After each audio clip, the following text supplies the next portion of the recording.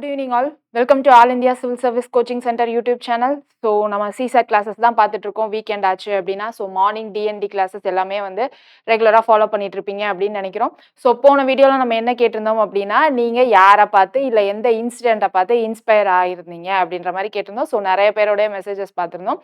So ஒவ்வொருத்தருக்கு ஒரு back story இருந்துச்சு. ஓகே, ஸோ எப்பெல்லாம் டவுன் ஆறீங்களோ அந்த ஸ்டோரியை ரீகெயின் பண்ணிட்டு உங்களுக்கு தேவையான எனர்ஜி அதுலேருந்து கெயின் பண்ணிட்டு கன்சிஸ்டண்ட்டாக ப்ரிப்பேர் பண்ணிகிட்டே இருங்க. ப்ளஸ் இன்னைக்கு CSAT கிளாஸில் நம்ம என்ன பார்க்க போகிறோம் அப்படின்னா ஏற்கனவே ரொம்ப நாளாக எல்லாரும் கேட்டுட்டு இருந்த டாபிக் தான். மெயின் டாபிக் என்ன அப்படின்னா ரீடிங் காம்ப்ரிஹென்ஷன். ஏன் மேம் மெயின் டாபிக் அப்படின்னா நிறைய பேர் என்ன யோசிப்பாங்க, அதாவது ஒன்ஸ் அப்பான் அ டைம் இந்த CSAT வந்து ஸ்டார்ட் பண்ணுறப்போ குவாலிஃபையிங் பேப்பராக கொண்டு வந்த டைம்லலாம் என்ன நடந்துட்டு இருந்துச்சோ அதை வச்சு தான் நம்ம என்ன சொல்கிறோம் அப்படின்னா ரீடிங் காம்ப்ரிஹென்ஷன் இம்பார்ட்டண்ட்டான டாபிக் அப்படின்னு சொல்கிறோம். ஸோ ஸ்டார்டிங்கில் நமக்கு எல்லாமே தெரியும். என்ன தெரியும்? CSAT-உடைய டெஃபனிஷன் தெரியும், CSAT-உடைய சிலபஸ் தெரியும். அது எல்லாமே வந்து நம்ம ஃபர்ஸ்ட் கிளாஸ்லேயே சொல்லியிருந்தோம். ஸோ இன்னொரு டைம் சீக்கிரமாக சொல்லிடலாமா? CSAT-ல நமக்கு 3 இம்பார்ட்டன்ட் பார்ட் சொல்லியிருந்தோம். ஃபர்ஸ்ட் என்னதுன்னா ரீடிங் காம்ப்ரிஹென்ஷன், ரெண்டாவது குவான்ஸ், மூணாவது ரீசனிங் அப்படின்னு சொல்லியிருந்தோம். ஸ்டார்டிங்கில் நமக்கு 2011 அந்த டைமிங்லலாம் எப்படி இருந்துச்சு அப்படின்னா இந்த CSAT பேப்பர் ஸ்கோரிங் பேப்பராக இருந்தது அப்படின்னு சொல்லியிருந்தோம். இதையும் என்ன பண்ணாங்க அப்படின்னா நமக்கு கட் ஆஃப்ல இன்க்ளூட் பண்ணியிருந்தாங்க. இப்போ ஆஃப்டர் 2014க்கு அப்புறமா நமக்கு என்ன பண்ணாங்க அப்படின்னா CSAT பேப்பரை குவாலிஃபையிங் பேப்பர் ஆக்கிட்டாங்க. அதாவது 200க்கு 67 மார்க்ஸ் எடுத்தா போதும் அப்படின்னு சொல்லியிருக்காங்க. ஸோ எல்லாருக்கும் தெரிஞ்சதுலாம் இதில் நெகட்டிவ் மார்க்கிங்ஸ் இருக்கும். டோட்டல் நம்பர் ஆஃப் கொஸ்டின்ஸ் எவ்வளோன்னு பார்த்தா 80 கொஸ்டின்ஸ் இருக்கும். இந்த 80 கொஸ்டின்ஸில் நமக்கு ஆர்சி கொஸ்டின்ஸ் மட்டும் எவ்வளோ இருக்கும் அப்படின்னா நமக்கு முன்னாடி மினிமம் 30 கொஸ்டின் கேட்டுட்டு இருந்தாங்க. பட் இப்போ ரீசெண்ட் டேஸில் மினிமம் 25 கொஸ்டின்ஸ் எக்ஸ்பெக்ட் பண்ணலாம். ஸோ ஆவரேஜாக 25 to 30 கொஸ்டின்ஸ் எக்ஸ்பெக்ட் பண்ணலாம். சரியா? ஸோ ரீடிங் காம்ப்ரிஹென்ஷன் அப்படின்னாலே நம்ம எல்லாருக்கும் தெரிஞ்சது தான். ஸ்கூல்லையே வந்து நம்ம இங்கிலீஷ் படிச்சிருந்தப்போ பார்த்துருப்போம். ஸோ ஒரு பேராகிராஃப் கொடுப்பாங்க, அந்த பேராகிராஃப்லேருந்து ஒரு 4லேருந்து 5 கொஸ்டின் கொடுப்பாங்க. ஸோ அது ஈஸியாக இருக்கும். நம்ம பேராகிராஃபில் இருக்க வேர்ட்ஸ் எங்கே ஆன்சரில் இருக்கோ அதை நம்ம எடுத்து சூஸ் பண்ணி எழுதிடுவோம். இந்த மாதிரி தான் நமக்கு ரீடிங் காம்ப்ரிஹென்ஷன் இருந்துச்சு. பட் ஆனால் எப்படி இருந்ததுன்னா வொக்காபுலரி, அதாவது டிஃப்ரெண்ட் வேர்ட்ஸ் எல்லாம் யூஸ் பண்ணி நமக்கு ஸ்டார்டிங்கில் கொடுத்தாங்க. எப்போ அப்படின்னா இந்த 2011லேருந்து இந்த 14 கேப் வரைக்கும். ஸோ இங்கிலீஷ் மீடியமில் படித்த ஸ்டூடெண்ட்ஸ், இங்கிலீஷில் ஸ்ட்ராங்காக இருக்க ஸ்டூடெண்ட்ஸ், மேக்ஸில் ஸ்ட்ராங்காக இருக்க ஸ்டூடெண்ட்ஸ்லாம் என்ன பண்ணாங்க அப்படின்னா இந்த பேப்பர் 2ல் நிறைய ஸ்கோர் பண்ணாங்க. ஈவன் தோ பேப்பர் 1ல் கம்மியாக ஸ்கோர் பண்ணாலும் பேப்பர் 2ல் நிறைய ஸ்கோர் பண்ணி அவங்களுடைய கட் ஆஃப் ரைஸ் ஆகிட்டே வந்துச்சு. ஓகேவா? ஸோ இந்த டிஸ்கிரிப்பன்சிஸை குறைக்கிறதுக்காக தான் என்ன பண்ணாங்க அப்படின்னா நமக்கு இதை குவாலிஃபையிங் பேப்பராக மாற்றினாங்க. அதாவது ஸ்கோரில் ஆட் பண்ணாமல் ஜஸ்ட் குவாலிஃபையாவது ஆகுங்க அப்படின்ற மாதிரி மாற்றினாங்க. இந்த CSAT-ஐ ரிமூவ் பண்ண சொல்லி நிறைய கேசஸ் போயிட்டு இருக்கு. அது இன்னொரு பார்ட். ஓகேவா? ஸோ இப்போதைக்கு நமக்கு குவாலிஃபையிங் பேப்பர் இனிஷியலாக நமக்கு இந்த கேப்பில் எப்படி இருந்தது அப்படின்னா நம்ம யூஸ்வலாக ஸ்கூலில் பார்த்துட்டு இருந்த ரீடிங் காம்ப்ரிஹென்ஷன் மாதிரி இருந்தது. எப்படி இருக்கும்னா ஒரு பேசேஜ் இருக்கும். அந்த பேசேஜ்லேருந்து ஒரு 5 கொஷின்ஸ் அப்படி இல்லைன்னா ஒரு 3 கொஷின்ஸாவது கேட்டுட்டு இருந்தாங்க. ஓகேவா? ஸோ அந்த மாதிரி தான் நமக்கு கேட்டுட்டு இருந்தாங்க. இப்போ அதை குவாலிஃபையிங் பேப்பர் ஆனதுக்கப்புறம் என்ன பண்ணாங்க அப்படின்னா ரீடிங் காம்ப்ரிஹென்ஷனுடைய டிஃபிகல்ட்டி லெவலை இன்க்ரீஸ் பண்ணியிருக்காங்க. எப்படி இன்க்ரீஸ் பண்ணியிருக்காங்க அப்படின்னா நம்பர் 1 நமக்கு பேசேஜ் கொடுத்து அங்கே நமக்கு ஒரு 5லேருந்து 3 கொஷின் கேட்டாங்கன்னு சொல்லியிருந்தோமா. இப்போ என்ன பண்ணுறாங்கன்னா ஒரு பேசேஜ் கொடுத்து 2 கொஷின் தான் மேக்ஸிமம், அதுக்கு மேலே கேட்குறதே கிடையாது. ஓகேவா? ஸோ இப்போ எனக்கு 25 கொஷின்ஸ் கேட்குறாங்கன்னு வச்சுக்கோங்களேன். அப்போ அப்ராக்சிமேட்டாக எத்தனை பேசேஜஸ் இருக்கும்? ஒரு 20 பேசேஜஸாவது படிக்கிற மாதிரி இருக்கும். ஒரு பேசேஜுக்கு 2 கொஷின், மேக்ஸிமமே 2 தான், மினிமம் 1 கொஷின். ஓகேவா? ஸோ ஒரு பேசேஜுக்கு 1 கொஷின், இதுதான் நம்ம மேக்ஸிமம் எக்ஸ்பெக்ட் பண்ணுவோம். இது ரொம்ப ரேராக 2 கொஷின்ஸ் அந்த மாதிரி கேட்குறாங்க. சரியா? ஸோ இப்போ நமக்கு என்ன ஆகும் அப்படின்னா ரீடிங் காம்ப்ரிஹென்ஷன் மேக்ஸில் நான் வீக்காக இருக்கேன், இங்கிலீஷில் நான் ஸ்ட்ராங்காக இருக்கேன்னு சொல்லிட்டு வர்றவங்களுக்கு அந்த ரீடிங் ப்ராக்டிஸ் ரொம்ப தேவை. ஏன்னா 20 பேசேஜ், ஸோ எல்லாத்தையுமே நம்ம பார்த்து ஆன்சர் பண்ணணும். நம்பர் 1. நம்பர் 2 என்ன பண்ணாங்க அப்படின்னா நம்மளுடைய environmental policies, economy, policy makings இது எல்லாமே நம்ம GS 1க்காக படிச்சிருப்போம் இல்லையா? ஸோ அதை நமக்கு கன்ஃபியூஸ் பண்ணுற மாதிரி வச்சாங்க. ஓகேவா? ஸோ கன்ஃப்யூஸ் பண்ற மாதிரி அப்படின்னா என்னன்னா, நம்ம யூசுவலா காம்ப்ரிஹென்ஷன் அப்படின்னா என்ன பண்ணுவோம்னா, பேசேஜ்க்குள்ள என்ன பேசியிருக்காங்களோ, அத வச்சு தான் நம்ம ஆன்சர் பண்ணணும். நம்ம இந்த இடத்துல என்ன பண்ணுவோம் அப்படின்னா, நம்மளுடைய எமோஷனல் இன்டெலிஜென்ஸ் டெசிஷன் மேக்கிங்கையும் இங்க டெஸ்ட் பண்றாங்க. ஸோ நம்ம என்ன பண்ணுவோம், நமக்கு படிக்கிறப்போ நெறைய lots and lots of books படிப்பீங்க. ஜிஎஸ் பேப்பர் 1க்கு, மெயின்ஸ்க்கு எல்லாமே. ஸோ அங்க உங்களுக்கு இருந்த நாலேட்ஜ் எல்லாத்தையும் கொண்டு வந்து இங்க காம்ப்ரிஹென்ஷன்ல உங்களுக்கே தெரியாம சப்கான்ஷியஸ் மைண்ட்ல நீங்க படிச்சதெல்லாம் ஸ்டோர் ஆயிருக்கும் இல்லையா? அதை எடுத்துட்டு வந்து இங்க காம்ப்ரிஹென்ஷன்ல அப்ளை பண்ணுவீங்க ஆப்ஷன்ஸ்ல. ஸோ அது ஒரு மேஜர் டிராபேக்கா இருந்தது. ஸோ இந்த மாதிரி நமக்கு மைண்ட் கேம்ஸ் வந்து ப்ளே பண்ண ஆரம்பிச்சாங்க. ஓகேவா? ஸோ என்ன பண்ணாங்க ஃபர்ஸ்ட் ரீடிங் டைம் நமக்கு நெறைய எடுத்துக்கிற மாதிரி கொஸ்டின்ஸ் குடுத்தாங்க. பேசேஜஸ் பெருசா இருந்துச்சு. நம்பர் ஆஃப் கொஸ்டின்ஸ் கம்மியாச்சு. ஓகேவா? ஸோ பேசேஜஸ இன்கிரீஸ் பண்ணாங்க. ஸோ நமக்கு டைம் நெறைய தேவைப்பட்டது. ஸோ இங்கேயே நம்ம டைம் வேஸ்ட் பண்ணிட்டு இருந்தோம். நம்பர் 1 இதான் நடந்துச்சு. நம்பர் 2 என்ன நடந்துச்சு அப்படின்னா, மைண்ட் ட்ரிக்ஸ் இல்லன்னா மைண்ட் கேம் அப்படின்னு சொல்லலாம். ஸோ நமக்கு தெரிஞ்ச நாலேட்ஜஸ காம்ப்ரிஹென்ஷன்ல நமக்கே தெரியாம நம்ம அப்ளை பண்ற மாதிரி அவங்க கொஸ்டின்ஸ் கிரியேட் பண்ண ஆரம்பிச்சாங்க. சரியா? ஸோ இப்போதைக்கு நமக்கு இருக்கிற 2 மேஜர் கோல் என்ன அப்படின்னா, இது 2யும் நம்ம வந்து ரீடிங் பிராக்டிஸ் பண்ணணும் அப்படின்னு சொல்லுவோம். ஓகேவா? பட் ஆனா அந்த ரீடிங் பிராக்டிஸ்க்கு நமக்கு என்னதான் பண்ணாலும் எக்ஸாம் ஹால்குள்ள போய் நம்மளால அவசர அவசரமா ரீட் பண்ண முடியாது. நமக்கான ஒரு சர்டைன் டைம் லிமிட் வேணும். அப்பதான் நம்ம அந்த பேசேஜ்ல என்ன சொல்லியிருக்காங்கன்றத நம்ம புரிஞ்சுக்க முடியும். இல்லையா? ஸோ அத வச்சு தான் நம்ம என்ன பண்ண முடியும்? அவங்க இன்ஃபர் பண்ண சொல்லியிருக்காங்களா? இல்ல கன்க்ளூட் பண்ண சொல்லியிருக்காங்களா? என்னன்னு பார்த்துட்டு நம்ம அதுக்கு ஏத்த மாதிரி கொஸ்டின்ஸ அட்டெண்ட் பண்ண முடியும். நம்பர் 3 என்ன பண்ணாங்க அப்படின்னா, டிஃபிகல்ட் வேர்ட்ஸ் யூஸ் பண்ண ஆரம்பிச்சாங்க. ஸோ நெறைய பேர் என்ன பண்ணுவாங்க அப்படின்னா, அந்த டிஃபிகல்ட் வேர்ட்ஸ் ஒரு பேரால 2 டிஃபிகல்ட் வேர்ட்ஸ் இருக்குன்னு வைங்களேன். இந்த 2 டிஃபிகல்ட் வேர்ட்ஸ் எனக்கு மீனிங் தெரியல. ஸோ இந்த பேராவ நான் எலிமினேட் பண்றேன் அப்படின்ற மாரி போயிடுவாங்க அப்படின்னு சொல்லிட்டு, டிஃபிகல்ட் வேர்ட்ஸா கொஸ்டின் செட்ட ஸ்டார்ட் பண்ணாங்க. ஸோ அந்த டிஃபிகல்ட் வேர்ட்ஸ பார்த்துட்டு நம்ம பயப்படணும்னு அவசியம் கிடையாது. என்ன பண்ணலாம்? அந்த பேசேஜோட ரிலேட் பண்ணி நம்ம கான்டெக்சுவல் மீனிங் கண்டுபிடிக்கலாம். அது ஒண்ணும் பெரிய விஷயமாவே இருக்காது. ஸோ டிஃபிகல்ட் வேர்ட்ஸ பார்த்து பயப்படக்கூடாது. ஓகேவா? ஸோ கொஸ்டின் செட்டர் யூஸ் பண்ணக்கூடிய ட்ரிக்ஸ் இதுதான். இந்த 3 ட்ரிக்ஸ். இந்த 3 ட்ரிக்ஸ நம்ம எப்படி ஓவர் கம் பண்ணி இந்த காம்ப்ரிஹென்ஷன அட்டெண்ட் பண்ண போறோம் அப்படின்றது தான் இன்னைக்கான கிளாஸ்ல நம்ம பார்க்க போறோம். ஃபர்ஸ்ட் என்ன பார்ப்போம் அப்படின்னா, எந்த மாதிரி ட்ரிக்ஸ யூஸ் பண்ணி நம்ம ஃபர்ஸ்ட் எக்ஸாமினர் மைண்ட் செட் எப்படி ப்ரிப்பேர் பண்ணாங்களோ, நம்ம இப்போ ஒரு ஸ்டூடண்ட் மைண்ட் செட்ட ப்ரீஃபிக்ஸ் பண்ணிக்க போறோம். ஓகேவா? ஸோ எவ்ளோ கொடூரமான சிச்சுவேஷனா இருந்தாலும் all is well, all is well அப்படின்னு சொல்லி நம்ம மனச நம்மளே ஏமாத்தி வச்சு நமக்கான ஒரு ஸ்ட்ரென்த்த கொண்டு வருவோம் இல்லையா? ஸோ அதேதான். இதுதான் எக்ஸாம் செட்டரோட மைண்ட் செட். இப்போ நம்ம ஆஸ்பிரண்டா ஒரு மைண்ட் செட் செட் பண்ணிட்டு இப்படிதான் அப்ரோச் பண்ண போறோம் அப்படின்றத பார்க்க போறோம். அத பார்த்துட்டு நம்ம என்ன பண்ண போறோம் அப்படின்னா, இப்போ ரீசென்ட்டா 2024ல கேட்ட கொஸ்டின்ஸ்ல இன்ஃபரன்ஸ் எப்படி அட்டெண்ட் பண்ணணும், கன்க்ளூஷன் எப்படி அட்டெண்ட் பண்ணணும், ஒரு பேராகிராஃப எப்படி அணுகணும் அப்படின்றது எல்லாமே நம்ம இன்னைக்கு பார்த்துடலாம். சரியா? ஸோ இன்னைக்கு நம்ம மேக்ஸிமம் 2024 கொஸ்டின்ல இருக்கிற பாதி பேசேஜஸ் பார்த்துருவோம். ரிமைனிங் பேசேஜஸ் நம்ம நெக்ஸ்ட் கிளாஸ்ல பார்க்குற மாதிரி இருக்கும். சரியா? ஸோ ரெகுலரா கிளாஸஸ் வாட்ச் பண்ணுங்க. உங்களுக்கு டெஃபினட்டா யூஸ்ஃபுல்லா இருக்கும். இப்போ நம்ம எக்ஸாமினர் மைண்ட் செட்டுக்கு வந்துட்டோம். இந்த மைண்ட் செட்டை நம்ம எப்படி ஹேண்டில் பண்ணலாம் அப்படின்றது ஒண்ணு இருக்கு இல்லையா? ஸோ எல்லாரும் சொல்றதுதான். என்னது? டிஃபிகல்ட் வேர்ட்ஸ்ன்னு சொன்னோம். ஸோ இந்த டிஃபிகல்ட் வேர்ட்ஸை வந்து நம்ம ஈஸியா பயப்படாம அப்ரோச் பண்ணணும் அப்படின்னா என்ன சொல்லுவாங்க? வொக்காபுலரிய இன்க்ரீஸ் பண்ண சொல்லுவாங்க. அப்படின்னா நம்ம என்ன பண்ணணும் வொக்காபுலரிய இன்க்ரீஸ் பண்றதுக்கு? ஸோ ஏற்கனவே கரண்ட் அஃபேர்ஸ்க்கு எல்லாருமே ஹிந்து நியூஸ் பேப்பர் படிச்சுட்டு இருப்பீங்க இல்லையா? அதுல எடிட்டோரியல்ஸ் படிங்க படிங்க அப்படின்னு சஜஸ்ட் பண்ணாத ஸ்டாஃப்ஸ் யாருமே இருக்க மாட்டாங்க. உங்களுடைய வொக்காபுலரிய இன்க்ரீஸ் பண்ணிக்கிறதுக்கு நீங்க அந்த எடிட்டோரியல்ஸ் படிக்கலாம். ஸோ நான் பேசிக் மேம் நான் இப்பதான் ஃப்ரெஷ்ஷாக ஸ்டார்ட் பண்றேன். ரீடிங் காம்ப்ரிஹென்ஷன் எப்படி நான் அப்ரோச் பண்ணணும் அப்படின்னு யோசிச்சிங்கன்னா நம்ம என்ன பண்ணலாம்னா, ஹிந்து நியூஸ் பேப்பர் எடுத்துக்கோங்க. ஒரு 2 காலம் எடிட்டோரியல்ஸ் இருக்கும். நமக்கு அதுல நிறைய எடிட்டோரியல்ஸ் இருக்கும். ஃபுல்லா நம்ம படிக்கணும்னு அவசியம் இல்லை. ஹிந்துவே பப்ளிஷ் பண்ற ஒரு 2 எடிட்டோரியல் மட்டும் இருக்கும். அதை மட்டும் நீங்க என்ன பண்ணலாம் அப்படின்னா ரீட் பண்ணலாம். ஓகேவா? ஸோ லெஃப்ட் சைட் காலம்ல நமக்கு இதை மாதிரி ஒரு 2 எடிட்டோரியல் இருக்கும். என்ன பண்ணலாம் அப்படின்னா, இந்த 2 எடிட்டோரியல புரிஞ்சுக்க ட்ரை பண்ணுங்க. ஸ்லோவா ஃபர்ஸ்ட் புரிஞ்சுக்க ட்ரை பண்ணுங்க. இது நம்ம ஃப்ரெஷர்ஸ்க்காக சொல்றது. சரியா? ஸ்லோவா ஃபர்ஸ்ட் புரிஞ்சுக்க ட்ரை பண்ணுங்க.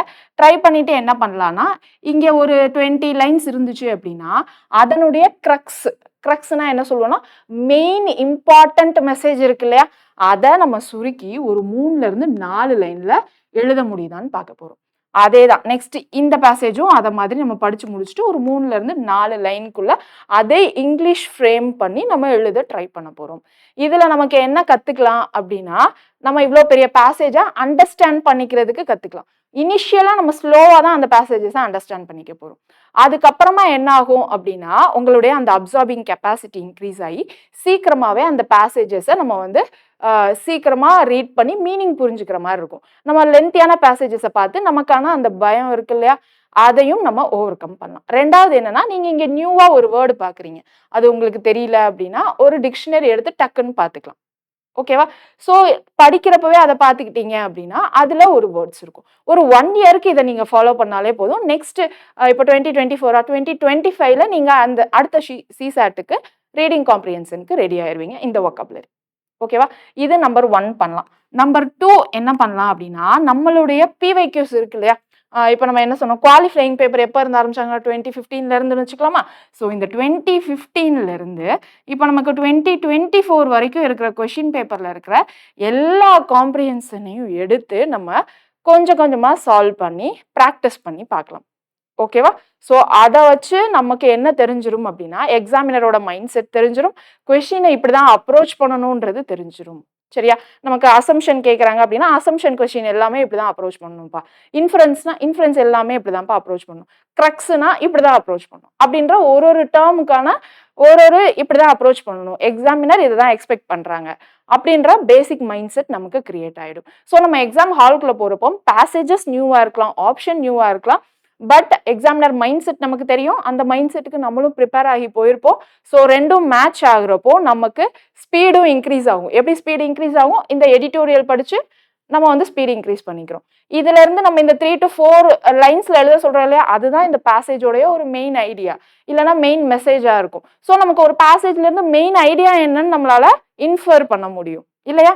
ஸோ அது எல்லாமே நம்ம எக்ஸாம் ஹாலுக்குள்ள போய் பண்றப்போ ஈஸியா இருக்கும். புதுசா நமக்கு எதுவுமே வந்து ஃபீல் ஆகாது. ஸோ இந்த 2 ப்ராக்டிஸ் ரொம்ப ரொம்ப முக்கியமானது. ஓகேவா? ஒரு வருஷத்துல நமக்கு வந்து மினிமம் 20 பேசேஜ் இருக்குன்னு வச்சுக்கலாமா. ஸோ இங்க எத்தனை வருஷம் வரும்? 9 இயர்ஸ் வருமா? ஸோ 9 இயர்ஸ் 20 பேசேஜ் அப்படின்னா எத்தனை பேசேஜ் வருதுன்னு பார்த்துக்கோங்க. ஸோ அதை நீங்க பார்த்தாலே உங்களுக்கான மைண்ட் செட் வந்துடும். என்னதான் நீங்க எக்ஸ்ட்ரா கொஷின்ஸ் பார்த்தாலும் நம்ம சிசாட் செட்டருடைய மைண்ட் செட் படி அந்த காம்ப்ரிஹென்ஷனை யாராலையும் செட் பண்ண முடியாது. அது டோட்டலா டிஃப்ரெண்டா இருக்கும். ஸோ நீங்க ஏதாவது புக்கு ஃபாலோ பண்றேன் மேம், நான் புதுசா ஒரு கொஷின் பார்க்குறேன் மேம்னு சொல்றதுக்கு முன்னாடி இந்த பிவைக்யூல இருக்கிற ரீடிங் காம்ப்ரிஹென்ஷன் மொத்தத்தையும் முடிச்சு அவங்களுடைய மைண்ட் செட் என்னன்னு தெரிஞ்சுட்டு நீங்க எக்ஸ்ட்ராவா ப்ராக்டிஸ் பண்ணுங்க. நமக்கு தப்பே கிடையாது. ஓகேவா? ஸோ இப்போ என்ன அப்படின்னா, நம்மளுடைய மைண்ட் செட்டை நம்ம எப்படி ஏமாத்தி ப்ரிப்பேர் பண்ணி வச்சுக்க போறோம். ஸோ என்ன ஒரு 6 ரூல்ஸ் ஃபாலோ பண்ண போறோம். சரியா? ஸோ அது என்னென்ன ரூல்ஸ் அப்படின்றது நம்ம தெரிஞ்சுக்க போறோம். இப்போ நம்ம குவான்ஸ் எல்லாம் இருக்குன்னு வச்சுக்கோங்க, குவான்டிடேட்டிவ் ஆப்டிடியூட்லாம் நமக்கு என்னன்னா எக்ஸாக்டா சால்வ் பண்ணி நமக்கு கரெக்ட் ஆன்சர் தான் கண்டுபிடிக்கணும் இல்லையா. ஸோ ஆப்ஷன்ஸ் எலிமினேஷன்ன்றது எல்லா கொஷினுக்கும் அப்ளிகபிள் கிடையாது. ஏதாவது ஒரு சில கொஷின்ஸ்க்கு தான் அப்ளிகபிள். குவான்ஸை பொறுத்த வரைக்கும் நம்ம என்ன பண்ணணும், கரெக்ட் ஆன்சர் என்னன்றதை தான் சூஸ் பண்ணணும். குவான்ஸை பொறுத்த வரைக்கும் ராங் ஆன்சர் என்னன்றதை சூஸ் பண்ணி நம்மளால எலிமினேட் பண்ண முடிஞ்சாலும் கரெக்ட் ஆன்சர் என்னன்றது நமக்கு அக்யூரேட்டா தெரிஞ்சாதான் நம்ம அந்த பாயிண்ட்ல மிஸ் ஆகாம நம்மளால கரெக்டா ஆன்சர் பண்ண முடியும். ஸோ குவான்ஸை பொறுத்த வரைக்கும் நமக்கு கரெக்ட் ஆன்சர் என்னன்னு தெரிஞ்சிருக்கணும். பட் ஆனா இங்க ரீடிங் காம்ப்ரிஹென்ஷன் பொறுத்த வரைக்கும் நமக்கு என்ன தெரியணும் அப்படின்னா, ராங் ஆன்சர்ஸை நமக்கு எலிமினேட் பண்ண தெரியணும். ஓகேவா? ஸோ நம்ம 4 ஆப்ஷன்ஸ்ல 2 ஆப்ஷன்ஸ் நம்மளால ஈஸியா எலிமினேட் பண்ண முடியும். ஃபர்ஸ்ட் அதை எராடிகேட் பண்ணிடணும். சரியா? ஸோ அதை ரூல் அவுட் பண்ணிடணும். பண்ணிட்டு ஏதாவது 2 ஆப்ஷன்ஸ்குள்ள பேட்டில் நடக்கும் இல்லையா, அந்த 2 ஆப்ஷன்ஸ்லயும் ஏதாவது ஒரு ஆப்ஷன்ஸை நீங்க எலிமினேட் பண்ணிட்டு இன்னொரு ஆப்ஷனை சூஸ் பண்ணணும். இதுதான் ஃபர்ஸ்ட் நீங்க பண்ண வேண்டிய மேஜர் லா. நீங்க எப்பயுமே கரெக்டான ஆன்சரை சூஸ் பண்ண கூடாது. ரீடிங் காம்ப்ரிஹென்ஷனை பொறுத்த வரைக்கும் கரெக்டான ஆன்சரை தேடாதீங்க, அது நமக்கு தேவையில்லாது. ஃபர்ஸ்ட் என்ன பண்ணணும், பேசேஜை படிக்கணும். நமக்கு பேசேஜ் எப்படி இருக்கும்னா 2 டைப்ஸ் ஆஃப் பேசேஜ் இருக்கும். ஃபர்ஸ்ட் எப்படி இருக்கும் அப்படின்னா, ஒரு பேசேஜ் ஒரு டைப், ஃபர்ஸ்ட் டைப் எப்படி இருக்கும்னா, ஒரு பேசேஜ்ல நமக்கு ஏதாவது ஒரு ப்ராப்ளம்ஸ் பத்தி பேசியிருப்பாங்க. ஓசோன் டெப்ளீஷன், இல்ல குளோபல் வார்மிங், இல்ல நம்மளுடைய inflation rates, higher interest rates, அந்த மாதிரி ஏதாவது ஒரு பிரச்சனையை பத்தி பேசியிருப்பாங்க. சரியா? ஏதாவது ஒரு மெயின் ஐடியா இருக்கும். ஓகே, ஸோ அந்த மெயின் ஐடியாவுடைய பிரச்சனையை பத்தி பேசியிருப்பாங்க. இல்ல ஒரு ஆர்கியூமெண்ட் இதுவா போயிருக்கும், இல்ல ஒரு ஸ்டேட்மெண்டா பேசியிருப்பாங்க. ஸோ அந்த மெயின் ப்ராப்ளம் என்ன, அந்த பேசிக் மெயின் தீம் என்ன அப்படின்றத ஃபர்ஸ்ட் ஒரு பேசேஜ்ல சொல்லியிருப்பாங்க. லாஸ்ட் ஒரு 3-4 லைன்ஸ்ல என்ன பண்ணுவாங்க அப்படின்னா, அந்த மெயின் ஐடியாக்கான சப்போர்ட்டிங் ஃபேக்டர்ஸ் இல்ல எக்ஸாம்பிள்ஸ் எல்லாமே சொல்லியிருப்பாங்க. சரியா? இது ஒரு type of reading comprehension passages. ரெண்டாவது type of reading comprehension passage உங்களுக்கு எப்படி இருக்கும் அப்படின்னா, நமக்கு அந்த பேசேஜ்ல ஃபர்ஸ்ட் ஒரு 5 லைன்ஸ் அல்லது ஒரு 6 லைன்ஸ் என்ன பேசியிருப்பாங்கன்னா, அந்த ப்ராப்ளம் ரிலேட்டடா பேசியிருப்பாங்க. டெசர்டிஃபிகேஷனா இருக்கலாம், இல்ல நம்ம சொன்ன மாதிரி குளோபல் வார்மிங்கா இருக்கலாம், இல்ல எக்கனாமிக் பாலிசிஸ் ஏதாவது பத்தி பேசியிருந்திருக்கலாம். ஒரு 5 to 6 லைன்ஸ் அது இருக்கும். ரிமைனிங் 4 லைன்ஸ் என்ன பண்ணியிருப்பாங்கன்னா, இதுக்கு சப்போர்ட் பண்ற மாதிரி நமக்கு இல்லாம, இதுக்கு என்ன சொல்யூஷன் அப்படின்ற மாதிரி பேசியிருப்பாங்க. ஸோ இந்த 2 டைப் தான் நமக்கு கொடுத்துருப்பாங்க. ஒரு இதுல சப்போர்ட்டிங் ஃபேக்டரா ஒரு எக்ஸாம்பிள்ஸ் மாதிரி கொடுத்துருப்பாங்க. இன்னொரு இதுல நமக்கு சொல்யூஷனே என்னன்னு கொடுத்துருப்பாங்க. ஸோ இந்த 2 டைப் தான் நமக்கு கொடுத்துருப்பாங்க. ஓகேவா? ஸோ இந்த 2 டைப்ல நம்ம என்ன பண்ணணும்னா, இந்த பேராகிராஃபை வச்சு மட்டும் தான் நம்ம ஆன்சர் பண்ணணும். இந்த பேராகிராஃப்க்கு வெளியில உங்களுக்கு தெரிஞ்ச நாலேஜ் எதையுமே இங்க அப்ளை பண்ணக்கூடாது.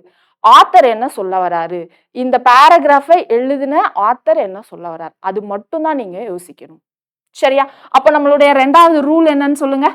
நம்ம அவுட் சைட் நாலேஜை யூஸ் பண்ணக்கூடாது. Only author point of view மட்டும் தான் நம்ம யோசிக்கணும். No outside knowledge, strictly no outside knowledge. நமக்கு தெரிஞ்ச நாலேஜை இங்கே கொண்டு வந்து அப்ளை பண்ணக்கூடாது. ரைட்? ஓகேவா? ஸோ இங்க ஒரு பேசேஜை நம்ம மெயின் ஐடியா என்னன்னு எழுதி வைக்க சொன்னோமா போன வாட்டி எடிட்டோரியல்ல இருந்து. ஸோ இந்த மெயின் ஐடியாவை தான் நம்ம என்ன பண்ணுவோம் அப்படின்னா, இன்ஃபரன்ஸ் அப்படின்னு சொல்லுவோம். ஓகேவா? புரியுதுங்களா? ஸோ ஒரு பேசேஜை படிச்சுட்டு அதுல இருந்து நம்ம மெயின் ஐடியாவை நம்மளே வந்து இன்ஃபர் பண்றோம் இல்லையா? ஸோ அந்த மெயின் ஐடியா தான் இன்ஃபரன்ஸ் அப்படின்னு சொல்லுவோம். ரைட்? இந்த சப்போர்ட்டிங் ஐடியாஸ்லாம் இருக்கு இல்லையா? இதை தான் என்ன சொல்லுவாங்க அப்படின்னா, ஆர்குமெண்ட் அப்படி இல்லைன்னா கொராபரேட் அப்படின்னு சொல்லுவாங்க. ஓகேவா? ஒரு பேசேஜஸ் கொடுத்துட்டு என்ன இன்ஃபர் பண்றாங்க, இல்ல என்ன மெசேஜ் ஆத்தர் சொல்ல வராங்க அப்படின்னு கேட்டா, மெயின் ஐடியா தான் நம்மளுடைய inference. What does the passage corroborates அப்படின்னு கேட்டாங்கன்னா, அந்த சப்போர்ட்டிங் ஃபேக்டர் தான் அந்த கொராபரேட்ஸ் அப்படின்றத அவங்க மீன் பண்றாங்க. ரைட்டா? இப்போ நம்ம என்ன பண்ணோம், அவுட் சைட் நாலேஜ் எதையுமே யூஸ் பண்ணக்கூடாது. ஆத்தருடைய பாயிண்ட் ஆஃப் வியூ மட்டும் தான் நம்ம யூஸ் பண்ணணும். ரைட்? இது நம்மளுடைய 2வது கோல்டன் ரூல். 3வது ரூல், இப்போ இந்த ஆப்ஷனை எலிமினேட் பண்ணணும் இல்லையா? ஸோ அது நம்ம எப்படி எலிமினேட் பண்ணுவோம் அப்படின்னா, ஒரு 2 ரூல் இருக்கு அதுலயே. என்னென்ன ரூல் அப்படின்னா, இப்போ ஒரு பேரா இருக்கு அப்படின்னா, அந்த பேராகிராஃப்ல ஜென்ரலா பேசியிருப்பாங்க. டெவலப்பிங் கண்ட்ரீஸ் அப்படின்னு ஒரு ஜென்ரலா பேசியிருக்காங்கன்னு வச்சுக்கலாமா? டெவலப்பிங் கண்ட்ரீஸோடைய growth ரேட் பத்தி பேசியிருக்காங்க அப்படின்னு வச்சுக்கலாம். பட் ஆனா உங்களுக்கு ஆப்ஷன் பாத்தீங்க அப்படின்னா, டெவலப்பிங் கண்ட்ரீஸ்ன்ற இடத்துல நமக்கு இந்தியா அப்படின்னு வச்சு ஸ்பெசிஃபிக்கா கொடுத்துருப்பாங்க. அப்ப நீங்க என்ன பண்ணணும், கண்ணை மூடிட்டு அந்த இந்தியான்ற அந்த ஆப்ஷனை நீங்க எலிமினேட் பண்ணிடணும். ஒரு சில கேசஸ்ல அந்த மாதிரி ஆப்ஷன்ஸும் வந்து உங்களுக்கு ரைட்டா வரலாம். அந்த ஒரு சில கேசஸ் என்னன்றது நம்ம கொஸ்டின்ஸ் பாக்குறப்ப பாத்துக்கலாம். சரியா? எல்லாத்தையும் நம்மளால எலிமினேட் பண்ண முடியாது. ஒரு சில கேசஸ்ல வரும். அது என்னன்றதை நம்ம பார்க்கலாம். ஓகே? ஸோ நமக்கு மோஸ்ட் லாஜிக்கல் இல்ல மோஸ்ட் ரேஷனல் இன்ஃபரன்ஸ் அப்படின்னு கேட்குற இடத்துல நம்ம கண்ணை மூடிட்டு என்ன பண்ணணும், ஜென்ரலா பேராகிராஃப் இருக்கிறப்போ ஸ்பெசிஃபைடா நம்மளுடைய ஆப்ஷன் இருந்துச்சுன்னா எலிமினேட் பண்ணிடணும். ஆப்போசிட்டாவும் நடக்கும். எப்படி நடக்கும்னா, நமக்கு பேராகிராஃப் ஸ்பெசிஃபை பண்ணியிருப்பாங்க. அதாவது நம்மளுடைய பேராகிராஃப் மும்பை பத்தி பேசுதுன்னு வச்சுக்கலாமா, பட் நம்மளுடைய ஆப்ஷன்ல மகாராஷ்டிரா பத்தி கொடுத்துருக்கலாம். ஐ மீன் இல்லைன்னா எப்படி, இந்த பேராகிராஃப் சென்னை பத்தி பேசுதுன்னு வச்சுக்கோங்க, ஆப்ஷன்ல தமிழ்நாடு அப்படின்னு ஜென்ரலைஸ் பண்ணி கொடுத்துருந்துருக்கலாம். ஸோ பேராகிராஃப் என்ன ஸ்பெசிஃபை பண்ணுதோ அதுதான் ஆப்ஷன்லயும் இருக்கணும். இதை தாண்டி நம்ம ஓவரா ஜென்ரலைஸும் பண்ணக்கூடாது, இதை தாண்டி நம்ம ஸ்பெசிஃபிக்காவும் பண்ணக்கூடாது. ஓகேவா? ஸோ ஜென்ரல் அல்லது ஸ்பெசிஃபிகேஷன்ஸ். ஸோ பேராகிராஃப்ல எப்படி சொல்லியிருக்காங்க, ஆப்ஷன்ல எப்படி இருக்கு அப்படின்றத நம்ம நோட் பண்ணிக்கணும். கிளியரா? 3வது, இது 3 ரூல் முடிஞ்சிச்சு. 4வது என்ன அப்படின்னா, நமக்கு சர்டைனிட்டி பாசிபிலிட்டி. இது கேள்விப்பட்டிருக்கீங்களா? சர்டைனிட்டினா என்ன, பாசிபிலிட்டினா என்ன? சர்டைனிட்டி அப்படின்னா நமக்கு 100% சர்டைனா அந்த இன்சிடென்ட் நடக்க போகுது அப்படின்னு அர்த்தம். சரியா? பாசிபிலிட்டினா அந்த இன்சிடென்ட் மேபி நடக்கலாம், மேபி நடக்காம போகலாம். நமக்கு பேராகிராஃப்ல பாசிபிலிட்டியா கொடுத்துருந்துருக்கலாம். பட் ஆனா எனக்கு ஆப்ஷன்ல சர்டைனா ஷியூரா அடிச்சு சொல்லியிருப்பாங்க அது நடக்கும்ன்றது. ஓகேவா? இது எந்த மாதிரி அப்படின்னா, இப்போ எனக்கு பேராகிராஃப் வந்து ஓசோன் டெப்ளிஷன் பத்தி இருக்குன்னு வச்சுக்கலாமா, இல்ல குளோபல் வார்மிங் பத்தி இருக்கு. அவங்க என்ன சொல்லியிருப்பாங்க, டெம்பரேச்சர் ரைஸ் ஆகிறது is because of global warming அப்படின்னு கொடுத்துருந்துருக்கலாம். பட் ஆனா எனக்கு பேராகிராஃப்ல is because of global warming because of global warming temperature rises அப்படின்னு எனக்கு பேராகிராஃப்ல இருக்கு. ஸோ அங்கே என்ன சொல்லியிருக்காங்க, ஜஸ்ட் ஜென்ரல் ஸ்டேட்மெண்ட் தான் சொல்லியிருக்காங்க. எனக்கு ஆப்ஷனில் எப்படி இருக்கும் அப்படின்னா, due to CFC emission temperature rises which affects global warming அப்படின்னு இருக்கும். அங்கே சிஎஃப்சி அப்படின்னு ஒரு வார்த்தை வந்திருக்கு இல்லையா. இது என்னது, எனக்கு சிஎஃப்சி பற்றி பேசேஜில் எதுவுமே சொல்லலை. டெம்பரேச்சர் இன்க்ரீஸ் ஆகிறதுனால குளோபல் வார்மிங் ரைஸ் ஆகலாம் அப்படின்னு எனக்கு பேசேஜில் பாசிபிலிட்டியாக தான் சொல்லியிருக்காங்க. பட் ஆனால் எனக்கு இங்கே ஆப்ஷனில் என்ன சொல்லியிருக்காங்க, சர்டைனாக எனக்கு சிஎஃப்சினால டெம்பரேச்சர் இன்க்ரீஸ் ஆகுது, ஷியோரா இன்க்ரீஸ் ஆகுது. அப்படி ஷியோரா இன்க்ரீஸ் ஆகிறதுனால எனக்கு குளோபல் வார்மிங் நடக்குது அப்படின்ற மாதிரி ஆப்ஷன் இருக்கா. ஸோ அந்த ஆப்ஷன்ஸை நம்ம எலிமினேட் பண்ணணும். சரியா. ஸோ இது நம்மளுடைய 4வது ரூல். 5வது ரூல் அப்படின்னா என்னன்னா, மோஸ்ட் எக்ஸ்ட்ரீம் கண்டிஷன். ஸோ இது first rule, second, third, fourth. 5th rule என்ன அப்படின்னா, மோஸ்ட் எக்ஸ்ட்ரீம் கண்டிஷன்ல ஏதாவது கொடுத்துருக்காங்க அப்படின்னா அந்த ஆப்ஷன் நம்ம ஃபர்ஸ்ட் எலிமினேட் பண்ணும். Solely responsible, you are the only person solely responsible அப்படின்னு சொல்லுவாங்க இல்ல. ஸோ அந்த மாதிரி solely responsible, must, have to, all, only, every, never, ever அப்படின்ற மாதிரி டேர்ம்ஸ்லாம் இருந்துச்சு அப்படின்னா அந்த ஆப்ஷன்ஸை தான் ஃபர்ஸ்ட் எலிமினேட் பண்ணும். ரைட்டா. ஸோ என்னென்ன கீவேர்ட்ஸ்ன்னு திரும்ப சொல்கிறேன், நோட் பண்ணிக்கோங்க. Must, have to, can, solely responsible. வேற என்ன வேர்ட்ஸ் வரும் அப்படின்னா, ஒன்லி, எவர், எவ்ரி, நெவர், இது எல்லாமே கீவேர்ட்ஸ், எக்ஸ்ட்ரீம் கண்டிஷன்ஸை ரெப்ரசென்ட் பண்ற கீவேர்ட்ஸ். ஸோ இதை நம்ம ஃபர்ஸ்ட் என்ன பண்ணணும் அப்படின்னா எலிமினேட் பண்ணணும். ஓகேவா. ஸோ 6வது ரூல் என்ன, நமக்கு தெரியாத புது வேர்ட்ஸை பார்த்து பயப்படக்கூடாது, பேனிக் ஆகக்கூடாது. ஓகேவா. நியூ வேர்ட்ஸை பார்த்து பேனிக் ஆகக்கூடாது. அந்த நியூ வேர்ட்ஸுக்கு எனக்கு தனியா மீனிங் தெரியலனா பிரச்சனை இல்லை. அந்த பேராகிராஃப், அந்த கான்டெக்ஸ்ட் எல்லாம் என்ன சொல்றாங்களோ அதோட என்னால மர்ஜ் பண்ணி மீனிங் கண்டுபிடிக்க முடிஞ்சது அப்படின்னா தட்ஸ் ஃபைன், அது போதும். ஓகேவா. ஸோ அவ்வளோ நிறைய டிஃபிகல்ட்டான வேர்ட்ஸ்லாம் கேட்க போறது இல்லை. அப்படி கேட்டாலும் நம்மள மாதிரி ஒரு 3 லட்சம் 4 லட்சம் பேர் எக்ஸாம் எழுதுறப்போ அதுல மினிமம் ஒரு 4ல இருந்து 10 பேருக்கு வேணா அதுக்கான மீனிங் தெரிஞ்சிருக்கும், ரிமைனிங் யாருக்குமே மீனிங் தெரிஞ்சிருக்காது. ஸோ அதனால நீங்க அதை பார்த்து நீங்க பயந்து நெக்ஸ்ட் நீங்க பேனிக் ஆகி அந்த கொஸ்டினை அப்படியே விட வேண்டாம். ஓகேவா. ஸோ இந்த பேசிக்கா ஒரு 6 ரூலை மைண்ட் செட்ல வச்சுக்கோங்க. இதுக்கப்புறம் நமக்கு இந்த கொஸ்டின்ல என்னென்ன டேர்ம்ஸ்லாம் இங்க சொன்னோம் இல்லையா, கிரக்ஸ்னா என்ன, கொராபரேட்னா என்ன, இன்ஃபரன்ஸ்னா என்னன்னு, அந்த மாதிரி கொஸ்டின்ல நமக்கு என்னென்ன டேர்ம்ஸ்லாம் வரும், அந்த மாதிரி கொஸ்டின்ஸ்க்கு நம்ம எங்க பேசேஜ்ல இருக்கிறத சூஸ் பண்ணணும், எங்க பேசேஜ்ல இல்லாத ட்ரூவா இல்லாத ஸ்டேட்மெண்ட்டை சூஸ் பண்ணணும் அப்படின்றதெல்லாம் நம்ம நெக்ஸ்ட் பார்ப்போம். இது வரைக்கும் கிளியரா. ஸோ இந்த 6 ரூலை மைண்ட் செட்ல வச்சுக்கோங்க. கிளியர். ஸோ இது எல்லாத்தையும் தாண்டி மேம் 6 ரூல்லாம் வச்சுக்க முடியாது மேம், சிம்பிளா சொல்லுங்க அப்படின்னா ஒரு ஷார்ட்கட், இதுக்கும் ஒரு ஷார்ட்கட் என்னன்னா பேன் அப்படின்னு ஞாபகம் வச்சுக்கோங்க. ப்ராடா இருக்கக்கூடாது ஸ்டேட்மெண்ட்ஸ், அதாவது இங்க சொன்னதுதான் ஜென்ரல் ஸ்பெசிஃபிகேஷன் அப்படின்னு சொன்னோம் இல்லையா. ஸோ இப்போ என்ன அப்படின்னா, இப்போ நான் சென்னை பத்தி பேசுறேன் அப்படின்னா என்னோட ஆப்ஷனும் சென்னை பத்தி தான் இருக்கணும், தமிழ்நாடு பத்தி ப்ராடா இருக்கக்கூடாது. ஓகேவா. 2வது என்ன அப்படின்னா ஏலியன். ஏலியன் அப்படின்னா அதுக்கும் எக்ஸாம்பிள் சொன்னோம் இல்லையா, குளோபல் வார்மிங், டெம்பரேச்சர், அதை பத்தி தான் பேசிட்டு இருக்கோம். எனக்கு புதுசா ஒரு வேர்டு என்ன வந்துச்சு, சிஎஃப்சி அப்படின்னு வந்துச்சா. ஸோ அதுதான் நம்மளுடைய ஏலியன். அந்த மாதிரி ஸ்டேட்மெண்ட்ஸையும் ஒமிட் பண்ணிடணும். 3வது என்னன்னா என் ஃபார் நேரோ. இப்போ சென்னை பத்தி பேசேஜ் பேசுதுன்னு வைங்களேன், அதுல ஸ்பெசிஃபிக்கா எனக்கு அடையார் அப்படின்னு தனியா ஸ்பெசிஃபிக்கா பேசக்கூடாது. ஓகேவா. டி நகர் அப்படின்னு தனியா ஸ்பெசிஃபிக்கா பேசக்கூடாது. ஸோ சென்னைனா சென்னை பத்தி தான் பேசியிருக்கணும் ஆப்ஷன்ல. ஓகே. ஸோ நேரோவா இருக்கக்கூடாது. இ ஃபார் எக்ஸ்ட்ரீமா இருக்கக்கூடாது என்னுடைய ஆப்ஷன்ஸ். அந்த எக்ஸ்ட்ரீம்கான வேர்ட்ஸ், கீவேர்ட்ஸ் தான் இங்கே கொடுத்துருக்கோம். ரைட்டா. ஸோ இதுக்கப்புறம் நம்ம என்ன பார்க்க போறோம் அப்படின்னா, அசம்ஷன்னா என்ன, இன்ஃபரன்ஸ்னா என்ன, கன்க்ளூஷன்னா என்ன, கிரக்ஸ்னா என்ன அப்படின்றது டேர்ம்ஸுக்கான மீனிங்ஸ் எல்லாம் பார்த்துட்டு நம்ம ஸ்ட்ரைட்டா 2024 கொஸ்டின் பேப்பருக்குள்ள அனலைசேஷனுக்கு போயிடலாம். ரைட். ஸோ ஃபர்ஸ்ட் நம்ம என்ன தெரிஞ்சிருக்கணும் அப்படின்னா, இன்ஃபரன்ஸ்னா என்ன அப்படின்றது தெரிஞ்சிருக்கணும். இன்ஃபரன்ஸ் இல்ல மெசேஜ், அப்படி இல்லைன்னா what author talks about in this passage அப்படின்ற மாதிரி நமக்கு கொஸ்டின் கேட்பாங்க. ஓகேவா. ஸோ தமிழ் மீடியம் ஸ்டூடெண்ட்ஸ்லாம் இருந்தீங்க அப்படின்னா ரொம்ப பயப்பட வேணாம். நம்ம ரொம்ப சிம்பிள் லாங்குவேஜில் தான் பேசுகிறோம். நம்ம ஃபஸ்ட்டு எடுத்ததும் பெரிய பெரிய பேராகிராஃப்லாம் போகிறதில்ல, சிம்பிளாக புரிய வச்சு தான் போகிறோம். ஸோ பயப்படாமல் மெதுவாக பொறுமையாக கவனிங்க. ஓகேவா? ஸோ ஒரு சில கமெண்ட்ஸில் கொஞ்சம் ஸ்பீடாக போகிறீங்க மேம்ன்ற மாதிரி பார்த்தேன். ஸோ முடிஞ்சா நம்ம ஸ்லோவாக போகலாம் மேக்ஸிமம் முடிஞ்ச வரைக்கும். ஏன்னா நம்ம கொடுத்த டைம்குள்ளே கம்ப்ளீட் பண்ணணும். இன்கேஸ் முடியல அப்படின்னா நீங்கள் கொஞ்சம் ஸ்பீடாக குறைச்சி வச்சு பார்த்துக்கோங்க. சரியா? ஸோ டெஃபினட்டாக நம்ம குவான்ஸும் பார்ப்போம் தான், நான் இல்லைன்னு சொல்லல. ஸோ இங்கிலீஷ் ரீடிங் காம்ப்ரிஹென்ஷன் அப்படி இல்லைனா லாஜிக்கல் ரீசனிங் அப்படின்னு நான் கமெண்ட்ஸ் பார்த்தேன் லாஸ்ட் கிளாஸில் என்ன டாபிக் வேணும்னு கேட்டதுனால. ப்ளஸ் ரீடிங் காம்ப்ரிஹென்ஷன் ரொம்ப நாளாக கேட்டுட்டு இருந்தீங்க. ஸோ அதனால நம்ம ரீடிங் காம்ப்ரிஹென்ஷன் பண்ணுறோம். இந்த வீக் ரீடிங் காம்ப்ரிஹென்ஷன் பண்ணுவோம்.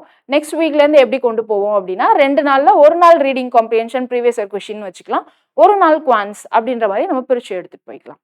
கிளியரா? ஸோ ஃபர்ஸ்ட் என்ன அப்படின்னா இன்ஃபரன்ஸ் மெசேஜ் அப்படின்னா என்ன அப்படின்னு நமக்கு தெரிஞ்சிருக்கும். நம்ம சொன்னோம் இல்லையா, ஒரு பேராகிராஃப் கொடுத்துருப்பாங்க, அந்த பேராகிராஃப்ல எதை பத்தி பேசுறாங்க அப்படின்றத நம்ம தெரிஞ்சுக்கிறது தான் இன்ஃபரன்ஸ். ஓகேவா?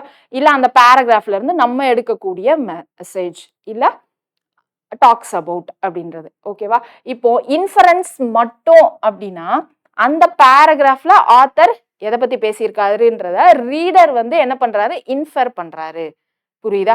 ஸோ அந்த பேராகிராஃப் எனக்கு 10 லைன்ல இருக்கு, 10 லைன்ல இருந்து எனக்கு இதுதான்ப்பா சொல்ல வராங்க அப்படின்றத நம்ம சிம்பிளா ஒரு 2 லைன் 3 லைன் எழுதி வச்சுக்கோங்கன்னு சொன்னோமா, அதுதான் இன்ஃபரன்ஸ். இந்த இன்ஃபரன்ஸ்ன்றது எங்க இருந்து இருக்கும், டோட்டலா எனக்கு கொடுத்துருக்கிற பேசேஜ்குள்ள இருந்து தான் இருக்கும். பேசேஜ்குள்ள இருந்து டைரக்டா இருக்காது, இன்டைரக்டா இருக்கும். ஓகேவா? எய்தர் டைரக்டாவும் ஒரு சில கேசஸ்ல இருக்கும், பட் அதே வேர்டிங்ஸ்ல கொடுக்காம வேற வேற வேர்டிங்ஸ் போட்டு கொடுத்துருக்கலாம். ஓகேவா? ஸோ எனக்கு இன்ஃபரன்ஸ்ன்றது டைரக்டாவோ இல்ல இன்டைரக்டாவோ அந்த பேசேஜ்ல என்ன சொல்ல வராங்க, அந்த பேசேஜ்ல அதை பத்தி மட்டும் தான் பேசுறாங்க, ஸோ அந்த பேசேஜ்ல அது ட்ரூவா இருக்கு அப்படின்னா அதுதான் எனக்கு இன்ஃபரன்ஸ். ஓகேவா? ஃபார் எக்ஸாம்பிள் எப்படி சொல்லலாம், இப்போ ஒரு சாங் ரிவ்யூ அப்படின்னு வச்சுக்கலாமா, சாங் என்ன சொல்லலாம், வாய்ஸ் சூப்பரா இருக்கு. ஓகேவா? டான்ஸ் நல்லா இருக்கு. Okay, dance super. 3வது மியூசிக் அண்ட் வாய்ஸ் சிங்க் ஆகல, மியூசிக் அண்ட் வாய்ஸ் மேட்ச் ஆகல அப்படின்னு வச்சுக்கலாம், சிங்க் ஆகலன்றது பதிலா. ஸோ இந்த மாதிரி ஒரு சாங்குக்கு ரிவ்யூ அந்த பேசேஜ்ல எழுதியிருக்காங்க அப்படின்னு வச்சுக்கலாமா. ஸோ இதுல எனக்கு இன்ஃபரன்ஸ் என்னது, இதுல நான் என்ன இருந்து இன்ஃபர் பண்ணலாம், இன்ஃபரன்ஸ்னா இந்த பேசேஜோடைய மெயின் ஐடியா என்னது அப்படின்றத நான் எடுத்துக்க போறேன், அவ்வளவுதான். ஓகே, வாய்ஸ் நல்லா இருக்கு, டான்ஸ் நல்லா இருக்கு, மியூசிக் அண்ட் வாய்ஸ் மேட்ச் ஆகல அப்படின்னு சொல்லியிருக்காங்க. ஸோ இதுல இருந்து நான் என்ன இன்ஃபர் பண்ணலாம், வாய்ஸ் டான்ஸ் நல்லா இருந்து என்னப்பா, ஆனா எனக்கு இங்க மியூசிக்கும் வாய்ஸும் சிங்க் ஆகுறதுனால எனக்கு அந்த சாங் நல்லா இல்லை அப்படின்னு நம்ம இன்ஃபர் பண்ணிக்கலாமா. ஓகேவா? ஸோ அதுதான் நம்ம என்ன சொல்லுவோம்னா இன்ஃபரன்ஸ் அப்படின்னு சொல்லுவோம். சாங் நல்லா இல்லைன்றது இந்த பேசேஜ்ல இருக்கா, இல்ல, நம்ம என்ன பண்ணிருக்கோம், இவங்க கொடுத்ததுல இருந்து நம்ம அதை இன்ஃபரன்ஸா எடுத்திருக்கோம். சரியா? ஸோ இன்ஃபரன்ஸ்னா என்னது, இன்ஃபரன்ஸ்னா conclusion drawn from the whole passage based on the evidence provided in that passage. சரியா? ஸோ இதுதான் எனக்கு இன்ஃபரன்ஸ். இன்ஃபரன்ஸ்னா என்னது, கன்க்ளூஷன் தான், ஒன்றும் இல்லை. ஆனா அந்த கன்க்ளூஷன் எப்படி இருக்கும், எனக்கு இந்த எவிடன்ஸ் கொடுத்துருக்காங்க இல்லையா, அதுல இருந்து டிரா பண்ண கன்க்ளூஷனா இருக்கும். அது கண்டிப்பா ட்ரூவா தான் இருக்கும். ஏன்னா எனக்கு நான் இங்க இருக்க எவிடன்ஸ் வச்சுதான் எழுதுறேன், ஸோ அது ட்ரூவா தான் இருக்கும். கண்டிப்பா ஃபால்ஸான கன்க்ளூஷன் எடுத்தா அது வந்து கன்க்ளூஷனா இருக்கலாம், பட் அது இன்ஃபரன்ஸா இருக்காது. இன்ஃபரன்ஸ்னா ட்ரூ கன்க்ளூஷன் அப்படின்னு அர்த்தம். சரியா? ஸோ அடுத்து போலாமா. அடுத்தது பாருங்க, அசம்ஷன். அசம்ஷன்னா என்ன அப்படின்னா, எனக்கு பேசேஜ்ல அது கொடுத்துருக்க மாட்டாங்க. ஓகேவா? கொடுத்துருக்க மாட்டாங்க, அதை நானா வந்து அசியூம் பண்ணிப்பேன். இப்போ நம்ம வீடியோ எடுத்துட்டு இருக்கோம், இங்கிலீஷ் கிளாஸ் தான், பட் ஆனால் அதை நான் இங்கிலீஷ்ல தான் எடுப்பேன்னு எங்கேயாவது மென்ஷன் பண்ணனா, பண்ணல இல்லையா. இப்போ நம்ம என்ன லாங்குவேஜ்ல எடுத்துட்டு இருக்கோம், தமிழ்ல எடுத்துட்டு இருக்கோம். ஸோ அது உங்களுக்கு அண்டர்ஸ்டாண்டபிள், மேம் 2 லாங்குவேஜ்ல எடுப்பாங்க அப்படின்றது. ஸோ அதுதான் அசியூம் அப்படின்னு சொல்றோம். ஓகேவா? நான் எங்கேயாவது மென்ஷன் பண்ணனா இங்கிலீஷ் அண்ட் தமிழோட சேர்த்து எடுக்க போறேன் அப்படின்னு சொல்லிட்டு தமிழ் லாங்குவேஜ் அந்த மாதிரி தான் நான் மிக்ஸ் பண்ணி பேச போறேன் அப்படின்னு எங்கேயாவது மென்ஷன் பண்ணனா வீடியோல பேசல இல்லையா. ஸோ அதுதான் நம்மளுடைய அசம்ஷன். இன்னொன்னு என்ன, இதுக்கே இப்போ பார்க்கலாமா, இதுக்கு எப்படி அசம்ஷன், வாய்ஸ் நல்லா இருக்கு, dance super, music and voice match ஆகல. ஸோ இங்க நான் என்ன அசம்ஷன் எடுத்துக்கலாம், மியூசிக் அண்ட் வாய்ஸ் சிங்க் ஆனாதான் அது என்னவா இருக்கும், நல்ல சாங்கா இருக்கும் அப்படின்னு எடுத்துக்கலாமா. மியூசிக் அண்ட் வாய்ஸ் மேட்ச் ஆகாததுனால நான் என்ன இன்ஃபரன்ஸ் எடுத்துக்கிட்டேன், எனக்கு சாங் நல்லா இல்லை அப்படின்னு இன்ஃபரன்ஸ் எடுத்துக்கிட்டேன். இப்போ நான் அசம்ஷன் என்ன எடுத்துக்கலாம், மியூசிக் அண்ட் வாய்ஸ் மேட்ச் ஆனாதான் எனக்கு சாங் நல்லா இருக்கும் அப்படின்றத அசம்ஷன் எடுத்துக்கலாமா. ஸோ அவ்வளோதான் அசம்ஷன். எனக்கு அசம்ஷன்ன்றது பேசேஜ்ல டைரக்டா கொடுத்துருக்கவே மாட்டாங்க. எனக்கு இன்ஃபரன்ஸ் டைரக்டாவும் கொடுத்துருக்கலாம், இன்டைரக்டாவும் கொடுத்துருக்கலாம். ஓகேவா? எனக்கு அசம்ஷன்ன்றது டைரக்டா பேசேஜ்ல கொடுத்துருக்க மாட்டாங்க. நம்மளா அசியூம் பண்ணிப்போம். அந்த அசம்ஷன் கண்டிப்பா ட்ரூவா தான் இருக்கணும்னு அவசியம் கிடையாது. அது ஃபால்ஸாவும் இருக்கலாம். புரியுதா? ஓகேங்களா? சோ அதுதான் நம்மளுடைய அசம்ஷன். இம்ப்ளை அப்படின்றது என்ன அப்படின்னா, இம்ப்ளைஸ் அப்படின்றது என்ன சொல்லலாம்? இப்போ ஒரு மூவி ரிவ்யூ வச்சுக்கலாம். மூவியோட ரிவ்யூல செகண்ட் ஹாஃப் வந்து ரொம்ப டிராக் பண்றாங்கப்பா, நல்லா இல்ல. தேவையில்லாத இடத்துல சாங் வச்சிருக்காங்க. அப்படின்ற மாரி ஒரு எக்ஸாம்பிள் வச்சுக்கலாம். இப்போ அதுல எனக்கு இம்ப்ளை அப்படின்றத என்ன சொல்லலாம்? செகண்ட் ஹாஃப் ரொம்ப இழுக்குறாங்க. தேவையில்லாத இடத்துல சாங் வச்சிருக்காங்க. அப்போ இதுல இருந்து நான் என்ன இம்ப்ளை பண்றேன்? ஃபர்ஸ்ட் ஹாஃப் நல்லா இருக்குன்னு சொல்றேனா? சோ இங்க நான் ஃபர்ஸ்ட் ஹாஃப் பத்தி வாயே தொறக்கல. பட் ஆனா ஃபர்ஸ்ட் ஹாஃப் நல்லா இருக்கு அப்படின்னு சொல்றேன். சோ பேசேஜ்லயே இல்லாத ஒன்ன பத்தி ஆத்தர் இன்டைரக்டா இம்ப்ளை பண்றாரு. ஓகேவா? இங்க என்னது? Voice super, dance super, music and voice match ஆகலன்னு போட்டிருக்காங்க. ஓகேவா? இங்க இருந்து நான் இன்டைரக்டா என்ன இம்ப்ளை பண்றாங்கன்னு சொல்லலாம்? இன்டைரக்டா என்ன இம்ப்ளை பண்றாங்கன்னு சொல்லலாம்? மியூசிக்கும் நல்லா இருக்குன்னு இம்ப்ளை பண்றாங்க அப்படின்னு சொல்லிக்கலாமா? ஓகேவா? சோ மியூசிக் நல்லா இல்லன்னு இம்ப்ளை பண்றாங்கன்னு எடுத்துக்கலாம். ஓகே?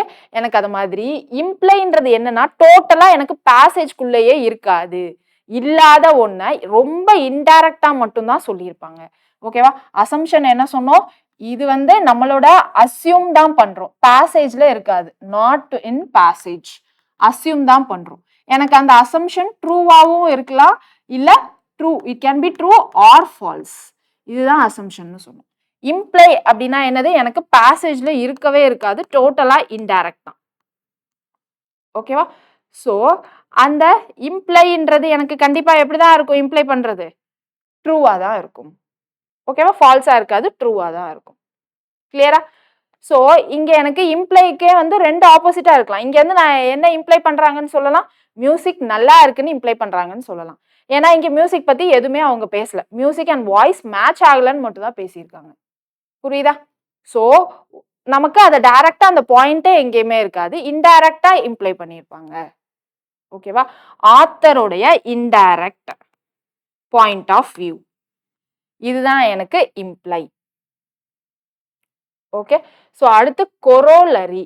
கொரோலரினா என்ன? இப்போ ஒரு பேசேஜ் இருக்குன்னு வைங்களேன். இப்போ ஒரு பேசேஜ்ல ஏதோ ஒரு 4 லைன் பேசியிருக்காங்க. இப்போ அடுத்ததா 5வது லைன் என்ன வரும்? அப்படின்றத யோசிச்சு நம்ம எழுதணும்னா, அதுதான் கொரோலரி அப்படின்னு அர்த்தம். ஓகேவா? பேசேஜ் இதோட அவங்க முடிச்சிருப்பாங்க. அதுக்கு அடுத்து என்னவா எழுதியிருக்கலாம் அப்படின்றத நம்ம ப்ரீவியஸா இருக்கிற மொத்த பேசேஜையும் வாசிக்காம ப்ரீவியஸா இருக்கிற இங்க ஒரு 2, 3 லைனை வாசிச்சு அடுத்து என்ன வரும் அப்படின்றத எழுதுவோம்ல, அதுதான் கொரோலரி. ஓகே. அடுத்து கொராபரேட்ஸ் அல்லது சப்போர்ட்டிவ் ஆர்குமெண்ட். இப்போ நம்ம இங்க இன்ஃபரன்ஸ் இல்ல மெயின் ஐடியான்னு ஒண்ணு பார்த்தோமா, அதுக்கு சப்போர்ட் பண்ற மாதிரி எனக்கு எக்ஸாம்பிள்ஸோ இல்ல அதனால இந்த டிஸ்அட்வான்டேஜ் வருது, அட்வான்டேஜ் வருதுன்னு அந்த சப்போர்ட்டிங் ஆர்குமெண்ட்ஸ்லாம் இருக்கும் இல்லையா, அததான் நம்ம என்ன சொன்னோம்? கொராபரேட்ஸ் அப்படின்னு சொல்லுவோம். அடுத்து பாருங்க கிரக்ஸ், கிரிட்டிக்கல் மெசேஜ் இல்ல கிரக்ஸ். இப்போ எனக்கு பேசேஜோட மெயின் ஐடியா 2 ஐடியாவா இருக்கலாம். அதுல எனக்கு எது ரொம்ப இம்பார்ட்டன்ட்டா நான் அந்த பேசேஜ்ல ஆத்தரோட இன்டென்ஷனல பார்த்து ஃபீல் பண்றனோ அதுதான் கிரக்ஸ் அப்படின்னு அர்த்தம். மெயின் ஐடியா 2 இதுவா வச்சு ஒரு ஆர்குமெண்ட் இல்ல ஒரு காம்ப்ரிஹென்ஷன் எழுதுவாங்களா மேம் அப்படின்னு கேட்டா மேபி 2யும் கம்பேர் பண்ணி எழுதலாம். ஒரு சில கேசஸ்ல எப்படி வரும் அப்படின்னா சைல்டோடைய எபிலிட்டிஸ், பேரண்டோடைய எக்ஸ்பெக்டேஷன் 2 பத்தியும் பேசியிருப்பாங்க. ஸோ அந்த 2 இடத்துலயும் எனக்கு கிரிட்டிக்கல் மெசேஜ் இல்ல கிரக்ஸ் எது? 2மே எனக்கு வந்து மெயின் ஐடியா தான். அதுல எனக்கு கிரிட்டிக்கல் மெசேஜ் கிரக்ஸ் எது? ஆத்தர் எது எனக்கு ரொம்ப இம்பார்ட்டன்ட்டா ஸ்பெசிஃபிக்கா சொல்ல வராரு? அப்படின்றத நம்ம எடுத்து எழுதுறா. அதுதான் எனக்கு கிரக்ஸ் அப்படின்னு அர்த்தம். கிளியரா? ஸோ இப்போ இந்த 6 தான் நமக்கு கொஸ்டின்ல கேட்பாங்க. வேற எதுவுமே நமக்கு கொஸ்டின்ல வராது. நம்மளுடைய வேலை என்னவா இருக்கும் அப்படின்னா, காம்ப்ரிஹென்ஷன ஃபர்ஸ்ட் எடுத்ததும் படிக்கிறோம். அதுக்கப்புறம் என்ன பண்ணுவோம்? திரும்ப கொஸ்டின் பார்க்குறோம். கொஸ்டின் பார்த்துட்டு திரும்ப காம்ப்ரிஹென்ஷன் படிக்கிறோம். அது தப்பு கிடையாது. இனிஷியல் ஸ்டேஜஸ்ல அது பண்ணுவோம். நீங்க பிராக்டிஸ் பண்ணிட்டே மாஸ்டர் ஆயிட்டீங்கன்னா என்ன பண்ணுவீங்க அப்படின்னா, கொஸ்டின் படிச்சுட்டு பேசேஜ் போவீங்க. ஓகேவா? ஸோ இனிஷியலா நான் என்ன சஜெஸ்ட் பண்றேன்னா, பேசேஜ ரீட் பண்ணுங்க. கொஸ்டின் பாருங்க. திரும்ப பேசேஜ் ரீட் பண்ணுங்க. இனிஷியல் ஸ்டேஜஸ்ல இது ஓகே. பிராக்டிஸ் நீங்க நெறைய பண்ணுங்க. இப்போ நம்ம 2015ல இருந்து 2024 கொஸ்டின் பேப்பர் சொல்லியிருந்தோமா, அதுல ஒரு 3 வருஷம் கொஸ்டின் பேப்பர பிராக்டிஸ் பண்ணுங்க. 4வது வருஷம் கொஸ்டின் பேப்பர் நீங்க பிராக்டிஸ் பண்ண உள்ள போறப்போ, உங்களுக்கே தெரியாம ஆட்டோமேட்டிக்கா நீங்க என்ன பண்ணுவீங்கன்னா, கொஸ்டின் பார்த்துட்டு அதுக்கப்புறம் தான் நீங்க பேராகிராஃப்குள்ளேயே வருவீங்க. அது தப்பு கிடையாது. ஓகேவா? So which ever you feel comfortable you can choose. So இப்போ இந்த 6 பாயிண்ட்டும் உங்களுக்கு புரிஞ்சிருக்கும்னு நினைக்கிறேன். புரியல அப்படின்னா ரீவைண்ட் பண்ணி திரும்ப இந்த 6 பாயிண்ட்டுக்கு நம்ம சொன்ன எக்ஸாம்பிள்லாம் வச்சு எல்லாத்தையும் வச்சு இதுனா இப்படிதான்ப்பா அப்படின்னு ஒரு முடிவுக்கு வந்துக்கோங்க. இப்போ நம்ம என்ன பண்ண போறோம் அப்படின்னா 2024 கொஸ்டின் பேப்பர்ல கேட்ட ரீடிங் காம்ப்ரிஹென்ஷன் பார்ட் ஃபுல்லா பார்க்க போறோம். ஸோ அந்த பார்ட்ல இந்த வீடியோ கொஞ்சம் லென்த்தியா போச்சு அப்படின்னா பாதிலேயே ஸ்டாப் பண்ணிட்டு நெக்ஸ்ட் கிளாஸ்ல கண்டினியூ பண்ணுவோம். சரியா? ஏற்கனவே நம்ம 2024 உடைய குவான்ஸ் அண்ட் ரீசனிங் சால்வ் பண்ணி ஏற்கனவே போட்டிருக்கோம். போன பிளேலிஸ்ட்ல இருக்கும். அதை இன்னும் பார்க்காதவங்க இருந்தீங்க அப்படின்னா செக் பண்ணிக்கோங்க. இப்போ நம்ம ரீடிங் காம்ப்ரிஹென்ஷனும் போடுறோம். ஸோ இதுவும் உங்களுக்கு யூஸ்ஃபுல்லா இருக்கும். ரைட்? ஸோ ஸ்ட்ரெயிட்டா கொஸ்டின்ஸ்குள்ள போயிடலாமா? 2024ல எப்படி கேட்டிருக்காங்கன்ட்டு. ஸோ இது பாருங்க ஃபர்ஸ்ட் கொஸ்டின். ஃபர்ஸ்ட் டைம் நீங்க ரீடிங் காம்ப்ரிஹென்ஷன் பார்க்குறீங்க அப்படின்னா வீடியோ பாஸ் பண்ணிட்டு இந்த கொஸ்டினை ஒரு 2 நிமிஷம் வாசிங்க. என் கூடவே சேர்ந்து வாசிக்காதீங்க. நீங்க ஒரு 2 நிமிஷம் வாசிங்க. வாசிச்சுட்டு உங்களுக்கு என்ன புரியுதுன்னு பார்த்துட்டு அப்புறமா திரும்ப நீங்க வீடியோக்குள்ள வாங்க. ஓகே? ஸோ கொஸ்டின் நாமளும் வாசிக்கலாம். என்ன கொடுத்துருக்காங்கன்னு பாருங்க. By the time children reach class 8, bulk of them tend to be in the age range of 13 years to 15 years. Okay? Class 8 படிக்கிறப்போ மோஸ்ட் ஆஃப் தம் உடைய ஏஜ் பத்தி சொல்லியிருக்காங்க 13 to 15 அப்படின்னு சொல்லிட்டு. ஓகே, அடுத்தது பாருங்க. But in our country about a quarter of all children in class 8 struggle with the reading simple text. Okay, and more than half are still unable to do basic arithmetic operations like divisions. Okay, இங்க என்ன சொல்ல வராங்க? Class 8 students இருக்காங்க, அவங்களுடைய age சொல்லிட்டாங்க. சொல்லிட்டு class 8ல படிச்சாலும் நம்ம கண்ட்ரியில இருக்கவங்களுக்கு இன்னும் சில சிம்பிள் டெக்ஸ்ட்டை வாசிக்க முடியல, சிம்பிள் அரித்மெட்டிக் அந்த டிவிஷன் போட தெரியல அப்படின்னு பேசியிருக்காங்க. அப்போ இது எதை பத்தி பேசுறாங்க? ஸ்டூடெண்ட்டுடைய கேப்பபிலிட்டி பத்தி பேசுறாங்களா? ஓகேவா? ஸ்டூடெண்ட்டுடைய கேப்பபிலிட்டி பத்தி இது வரைக்கும் பேசியிருக்காங்க. ஸோ அடுத்து என்ன பேசியிருக்காங்கன்னு பார்க்கலாம். Every year about 25 million young boys and girls from elementary school move into the life that lies for them beyond compulsory schoolings. Okay, they cannot enter the workforce at least in the organized sector till they are 18. So இங்க எதை பத்தி பேசுறாங்கன்னு பாருங்க.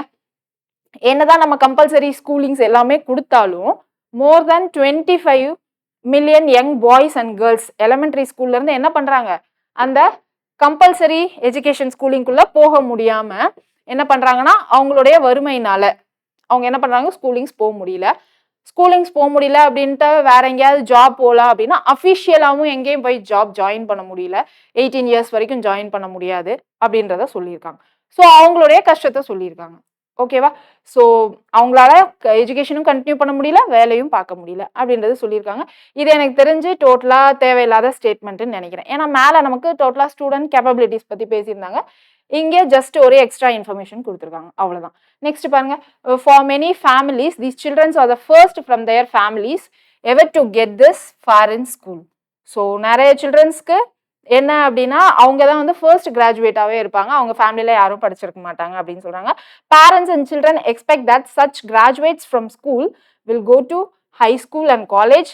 Hartley anyone wants to go back to agriculture. So அந்த மாதிரி ஒரு கஷ்டப்படுற குடும்பத்திலேருந்து வந்தவங்களுக்கு என்ன பண்ணுவாங்க, எப்படி யோசிப்பாங்க அப்படின்னா ஸ்கூலுக்கு அப்புறமா காலேஜ், நல்ல வேலைக்கு அப்படின்னு தான் யோசிப்பாங்க. யாரும் அக்ரிகல்ச்சருக்கு திரும்ப வரணும்னு யோசிக்க மாட்டாங்க அப்படின்னு சொல்லிட்டாங்க.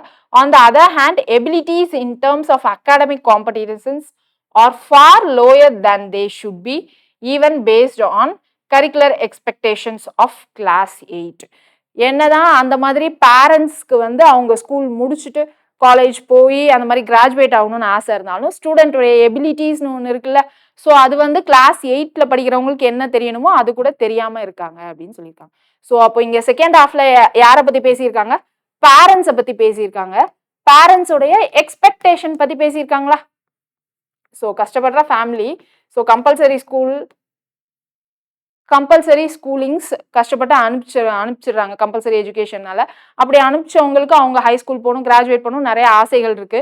பட் ஆனால் சில்ட்ரனுடைய அந்த லோ கேப்பபிலிட்டிஸ்னால என்ன பண்ண முடியல அப்படின்னா அவங்களால அந்த மாதிரி பண்ண முடியல அப்படின்னு பேசியிருக்காங்க. ஸோ ஃபர்ஸ்ட் ஹாஃப்ல ஸ்டூடெண்ட்டுடைய கேப்பபிலிட்டிஸ் பத்தி பேசியிருக்காங்க, செகண்ட் ஹாஃப்ல பேரண்ட்ஸுடைய எக்ஸ்பெக்டேஷன் பத்தி பேசியிருக்காங்க.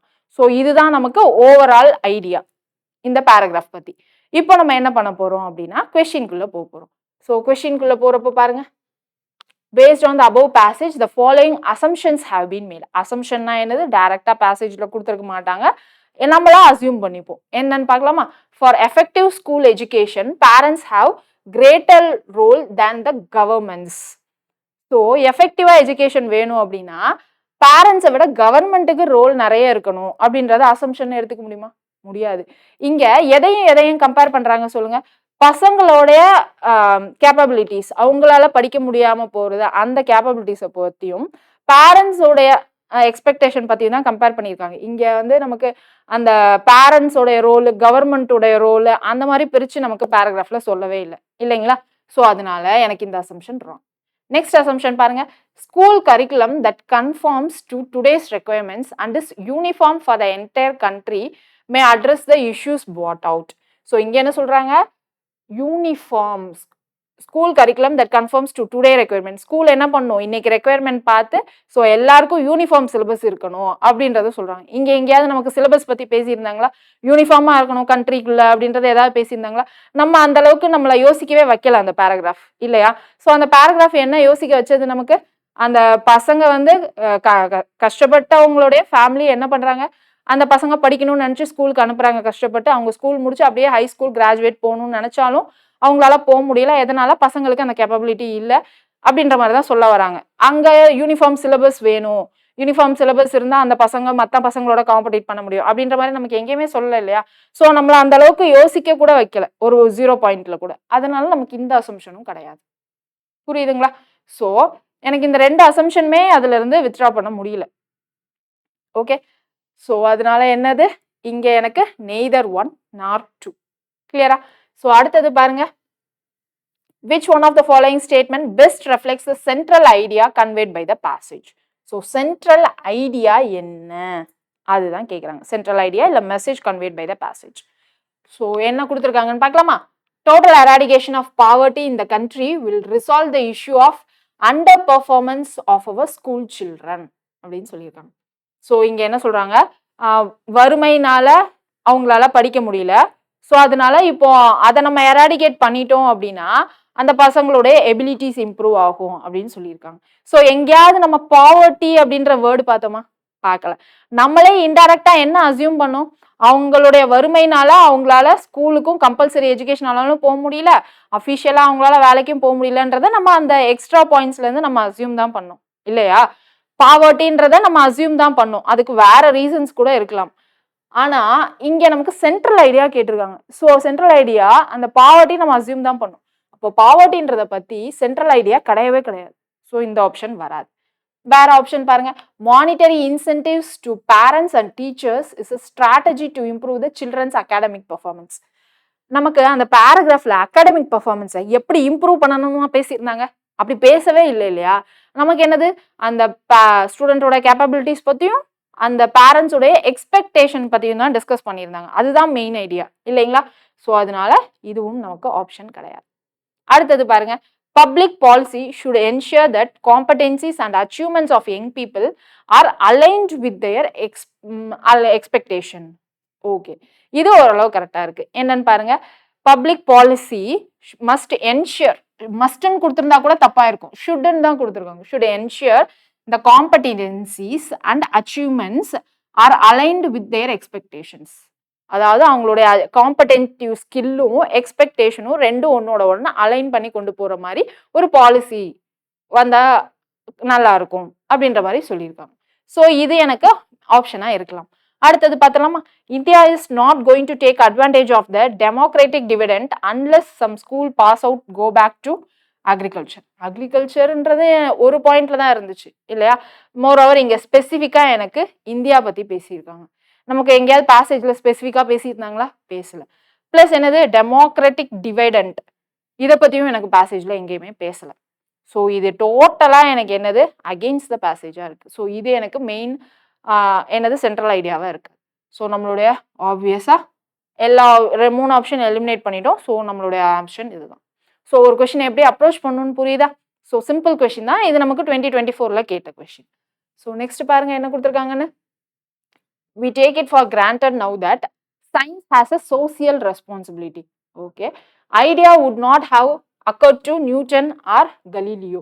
The thought of science as an account of the world as it is, and the only responsibility that they acknowledge was to tell the truth. So இப்போ என்ன சொல்ல வராங்க, we take it for granted now the science has a social responsibility. So சயின்ஸுக்கு ஒரு social responsibility இருக்கிறதுனால நம்ம take it for கிராண்டடா எடுத்துட்டு நம்ம ட்ரூத்தை மட்டும் சொல்ல மாட்டேங்கிறோம், எக்ஸ்ட்ரா வந்து ஏதாவது ஆட் பண்ணி சொல்றோம் அப்படின்ற மாதிரி சொல்ல வராங்க. இந்த ஐடியா வந்து நியூட்டனுக்கோ கலீலியோக்கோ வரல. ஸோ அதனால அவங்க அக்னாலஜ் டு அவங்க வந்து உண்மைதான் சொல்லியிருக்காங்க அப்படின்றது அக்னாலஜ்மெண்ட் இருக்கு அப்படின்றது சொல்றாங்க. ஓகேவா? The idea that science is a social enterprise is modern and it begins at the industrial revolution. இப்போ சயின்ஸை மாடர்னைஸா எப்போ நடந்துச்சு அப்படின்னா இண்டஸ்ட்ரியல் ரெவல்யூஷன் அந்த டைமிங்ல ஸ்டார்ட் ஆச்சு, சோஷியல் என்டர்பிரைஸா மாற ஸ்டார்ட் ஆச்சு அப்படின்ற மாதிரி சொல்லியிருக்காங்க. We are surprised that we cannot trace a social sense further back because we nurse that illusion that industrial revolution ended a golden age. சரியா?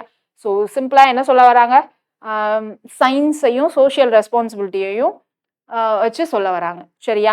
இப்போ நம்ம என்ன பண்றோம் அப்படின்னா டேக் இட் ஃபார் கிராண்டடா எடுத்துட்டு நம்ம ட்ரூத்தை மட்டும் சொல்றது இல்லை சயின்ஸை பொறுத்த வரைக்கும் அப்படின்றது தான் வந்து மெயின் ஐடியாவா நமக்கு தெரியுது. இங்க இண்டஸ்ட்ரியல் ரெவல்யூஷன் சொல்றதுலாம் என்ன அப்படின்னா எப்போ இருந்து ஸ்டார்ட் ஆச்சு அந்த மாடர்னைஸ்டு ஐடியா அப்படின்ற மாதிரி தான் இங்க சொல்லியிருக்காங்க. மற்றபடி இண்டஸ்ட்ரியல் ரெவல்யூஷனுக்கும் இங்கே நமக்கு எதுவும் பெருசா ஸ்டிக் ஆன் இருக்க மாதிரி தெரியல, இல்லைங்களா?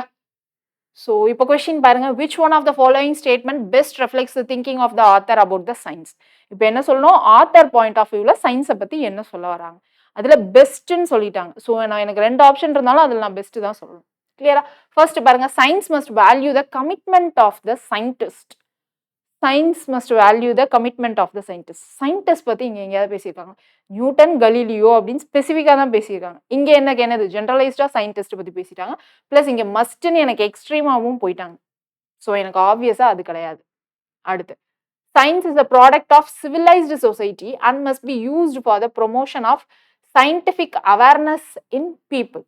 Okay, science is a product of civilised society and must be used for the promotion of scientific awareness in people. So இது என்ன சொல்றாங்க, மஸ்ட் கண்டிப்பா எனக்கு அந்த சயின்டிஃபிக் அவேர்னஸ்க்காக எனக்கு அந்த சயின்ஸோடைய இதுவை யூஸ் பண்ணணும் அப்படின்ற மாதிரி சொல்றாங்க.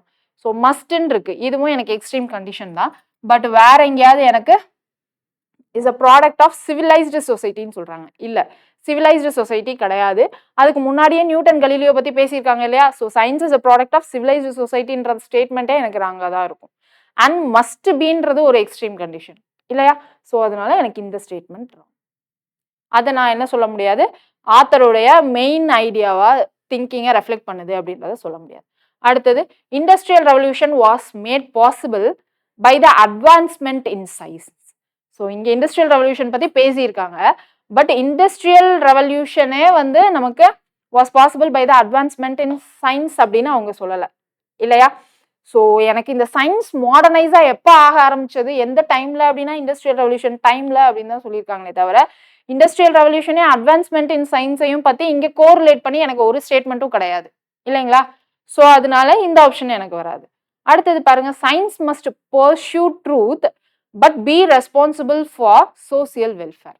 இங்க எனக்கு மஸ்ட்ன்னு இருக்கு. ஓகே, ஸோ இங்க மஸ்ட்ன்றது எனக்கு எக்ஸ்ட்ரீம் ஸ்டேட்மெண்ட் தான், இல்லைன்னு சொல்லலை. பட் ஆனால் இந்த ஸ்டேட்மெண்ட்ல என்ன சொல்றாங்கன்னு பாருங்க, take it for granted now that science has a social responsibility. Social responsibility எடுத்துக்கோங்க, தேவை, ஒன்றும் பிரச்சனை இல்லை. பட் ஆனால் அது எனக்கு இட் மஸ்ட் பர்சியூ ட்ரூத்ன்றதை நமக்கு சொல்ல வராங்களா? அதானே இந்த ஃபர்ஸ்ட் ஸ்டார்டிங் மெயின் ஐடியால சொல்ல வந்தாங்க. ஏன்னா எனக்கு நியூட்டன், கலீலியோ காலத்துல அவங்களுக்கு வந்து இந்த சோஷியல் ரெஸ்பான்சிபிலிட்டி இல்லை. ஸோ அதனால அவங்க ட்ரூத்தை தான் சொன்னாங்கன்னு அக்னாலேஜ் பண்ண முடிஞ்சது. இப்போ சோஷியல் ரெஸ்பான்சிபிலிட்டினால என்ன பண்றாங்கன்னா டேக் இட் ஃபார் கிராண்டட். அந்த டேக் இட் ஃபார் கிராண்டட்க்கு என்ன மீனிங், அவங்க ட்ரூத் தான் சொல்றாங்கன்றது கிடையாது.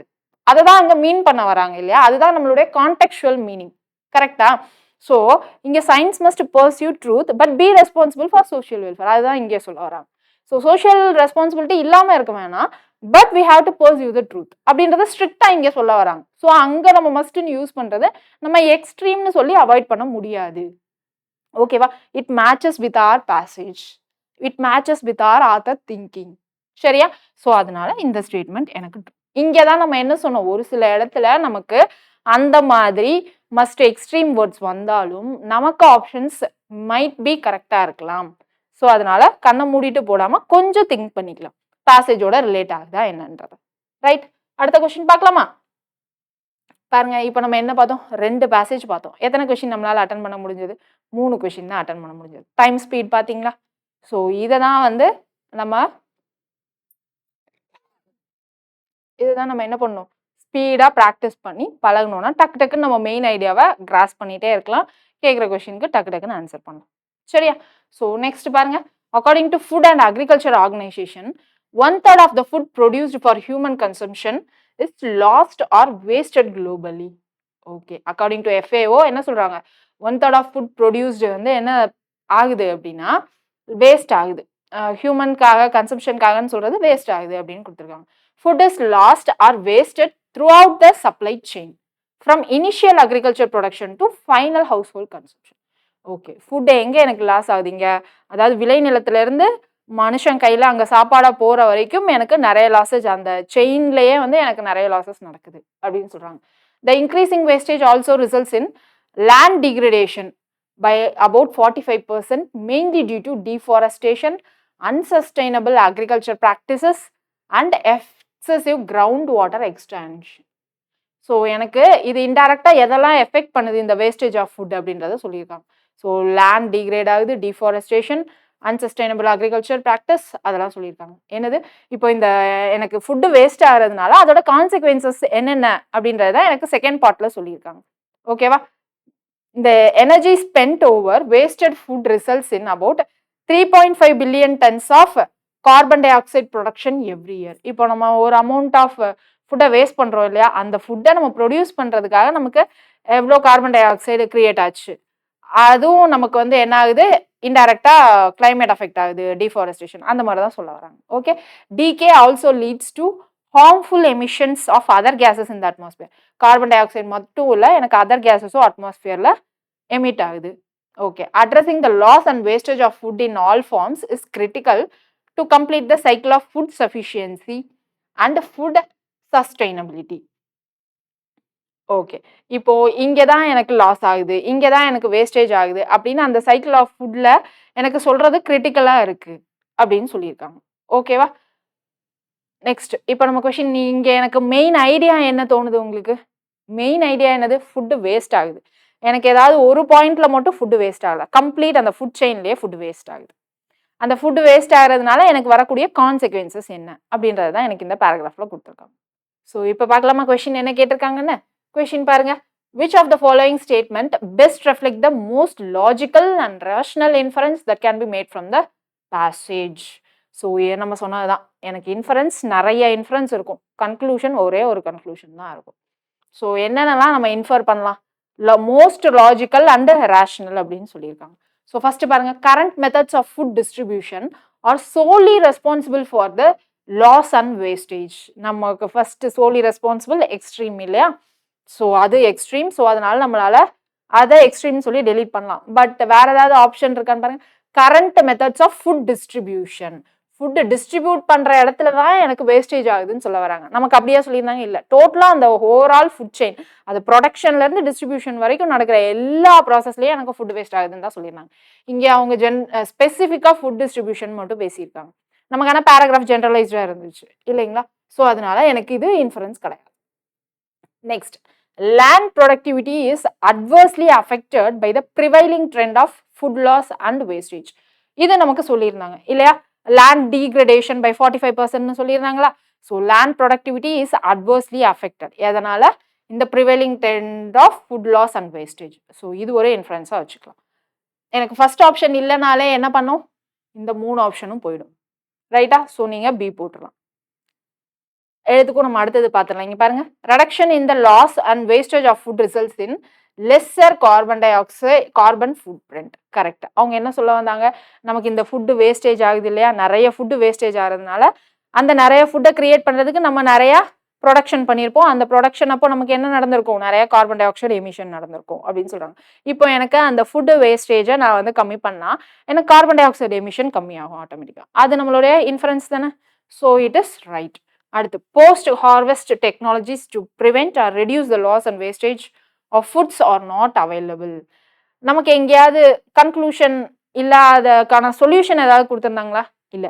நமக்கு பேசேஜ்ல ஒரு இதை பத்தி பேசியிருந்தாங்க, அதனுடைய கான்சிக்வன்ஸை பத்தி பேசியிருந்தாங்க, அதுக்கு என்ன சொல்யூஷன் பேசவே இல்லை.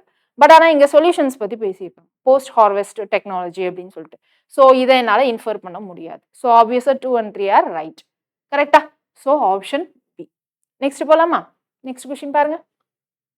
Based on the above passage, the following assumptions have been made. என்ன assumptionனா நமக்கு டைரக்டா இருக்காது, நம்மளா தான் அசியூம் பண்ணியிருப்போம்.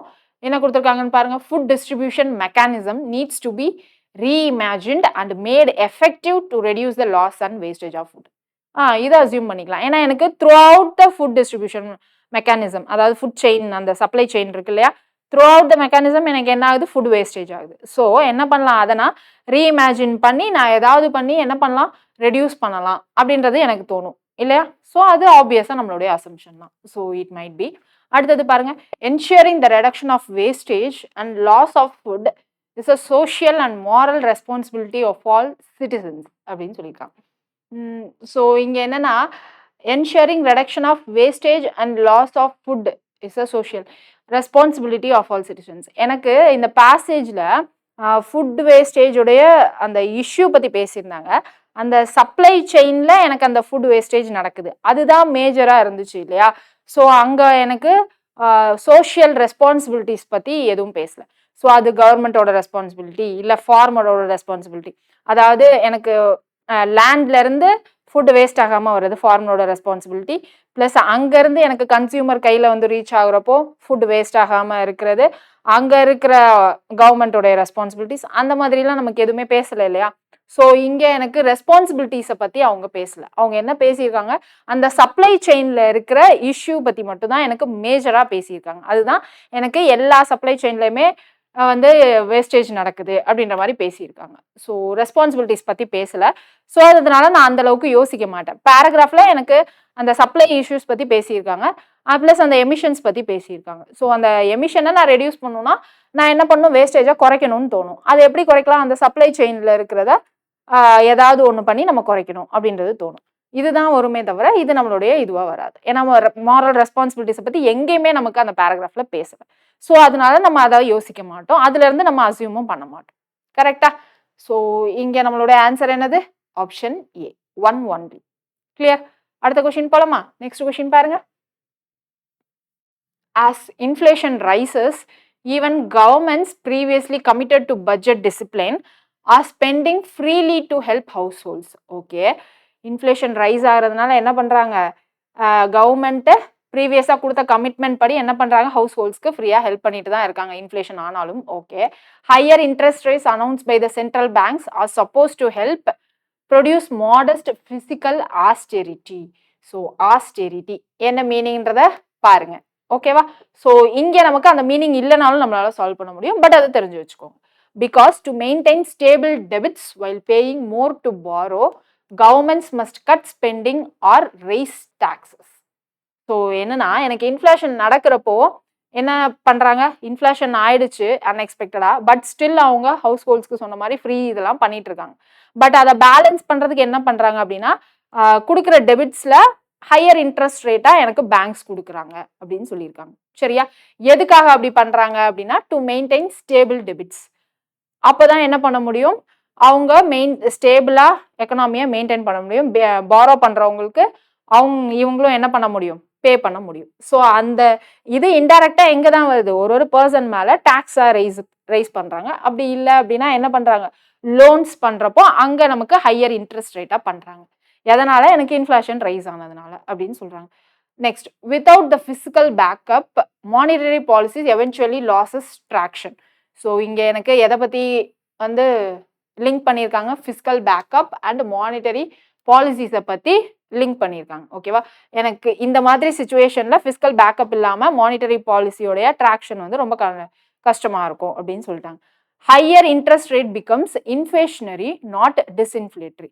கரெக்ட். ஹையர் இன்ட்ரெஸ்ட் ரேட் கொடுக்கறதுனால என்ன ஆகும், இன்ஃப்ளேஷனரியாக தான் இருக்கும், டிஸ்இன்ஃப்ளேட்டரியாக இருக்காது. Because they simply lead governments to borrow more to pay rising debit service cost. Correct தான் இல்லையா. எனக்கு interest rate higher interest rate இருந்தால் அதை என்ன பண்ண முடியும், கவர்மெண்ட்ஸ் பாரோ பண்ணுறவங்களுக்கு பே பண்ண முடியும் இல்லையா.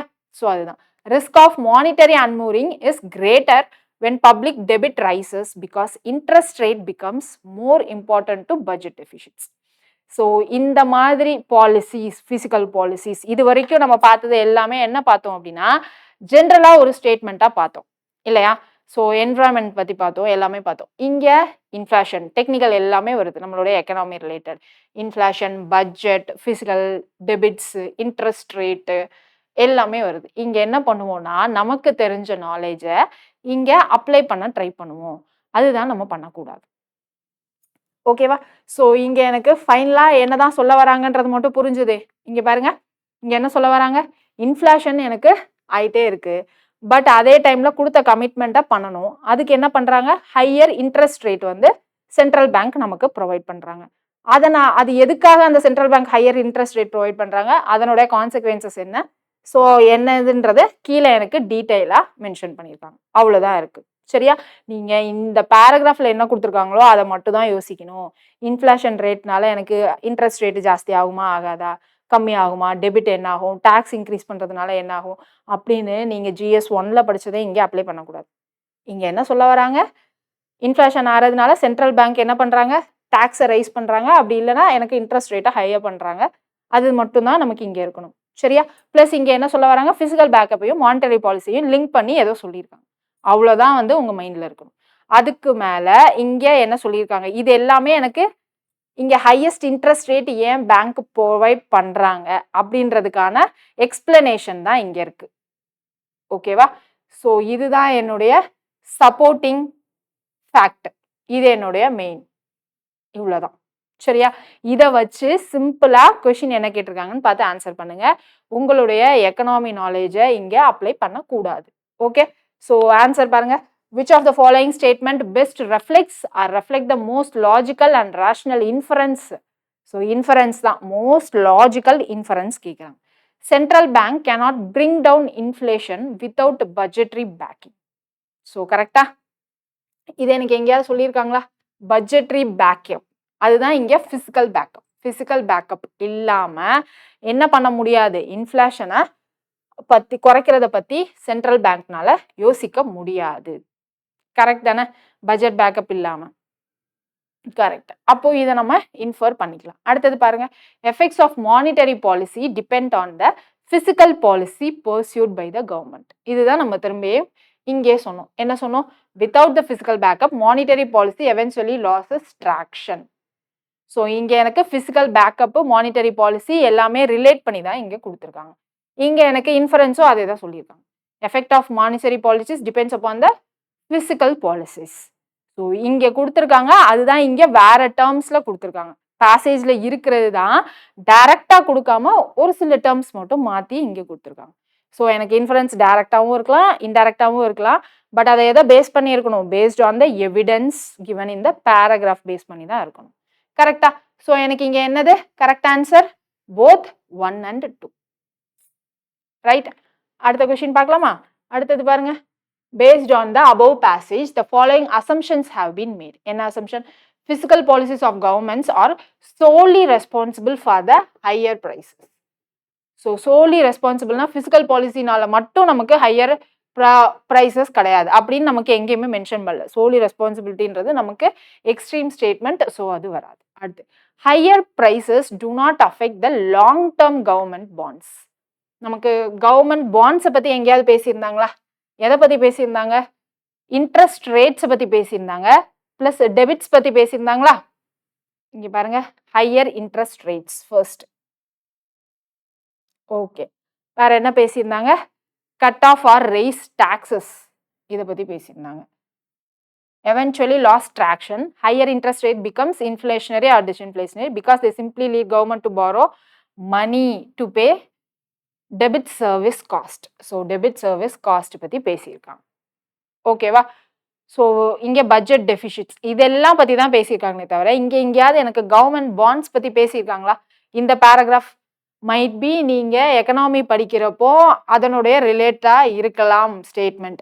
பட் ஆனால் இந்த பேராகிராஃபில் எனக்கு கவர்மெண்ட் பாண்ட்ஸ் பற்றி எங்கேயுமே பேசல. Higher interest rate, debit rate, plus இங்கே டாக்ஸிங் ப்ளஸ் ஃபிசிக்கல் பேக்கப் இதை பற்றி தான் பேசியிருக்காங்க. ஸோ அதை பற்றி பேசாதப்போ அதை எப்படி நம்ம வந்து அசியூம் பண்ணுவோம்? பண்ண மாட்டோம் இல்லையா அந்த டாபிக் பற்றி? ஸோ அதனால இது எனக்கு கிடையாது. நம்மளோட ஆன்சர் என்னது? Neither 1 nor 2. கிளியரா? ஸோ பேசிக்காக ஒரு ஐடியா கிடைச்சிருக்கும்னு நினைக்கிறேன். ஸோ எந்த மாதிரி கொஷின்ஸ் இருக்கும் அப்படின்றது. நீங்க மோஸ்ட்லி ஆர்சி சூஸ் பண்றப்போ நமக்கு நெறைய பேராகிராஃப்ஸ் இருக்கும். ஒரு 25 டூ 30 பேராகிராஃப்ஸ் இருக்கும். மினிமம் 25 பேராகிராஃப்ஸாவது இருக்கும். அதுல ஃபர்ஸ்ட்டு ஜெனரல் பேராகிராஃப்ஸ்லாம் சூஸ் பண்ணி வச்சு ஈஸியா ஆன்சர் பண்ணிடுங்க. அதுக்கப்புறம் நீங்க என்ன பண்ணுங்க அப்படின்னா, எக்கனாமிக் பாலிசி, பாலிட்டி அந்த மாரி இருக்கிற பேராகிராஃப்ஸ பின்னாடி வச்சுக்கோங்க. ஓகேவா? ஸோ தட் என்ன பண்ணலாம் அப்படின்னா, லென்த்தி பேராகிராஃப்ஸையும் பின்னாடி வச்சுக்கோங்க. சிம்பிள் பேராகிராஃப்ஸும் இருக்குமா மேம் அப்படின்னு கேட்டீங்கன்னா, சிம்பிள் பேராகிராஃப்ஸும் இருக்கு 2024லயே. So first simple paragraph and general type of paragraphs வச்சுட்டு, அத வச்சு ஆன்சர் பண்ணுங்க. அதுக்கப்புறமா நீங்க உங்க சப்ஜெக்ட் ரிலேட்டட் கொஸ்டின்ஸ்குள்ள போய் ஆன்சர் பண்ணுங்க. கிளியர்? ஸோ நெக்ஸ்ட் கிளாஸ்ல இதனோட கன்டினியூஷனா நம்ம பார்க்கலாம். டெஃபினட்டா யூஸ்ஃபுல்லா இருந்திருக்கும்னு நெனைக்கிறேன். யூஸ்ஃபுல்லா இருந்துச்சு அப்படின்னா, உங்க ஃப்ரெண்ட்ஸுக்கும் ஷேர் பண்ண மறக்காதீங்க. நம்ம டோட்டலா இங்க ரீடிங் காம்ப்ரிஹென்ஷன், இங்கிலீஷ் பிளஸ் நமக்கு குடுத்திருக்க பேசேஜ் வச்சு மட்டும் தான் பார்க்குறோம். GS1 நாலேட்ஜ அப்ளை பண்ணி பார்க்கல. ஓகேவா? ஸோ நீங்களும் அதுக்கு ரெடியா இருங்க. நெக்ஸ்ட் கிளாஸ்ல பார்க்கலாம். Thank you.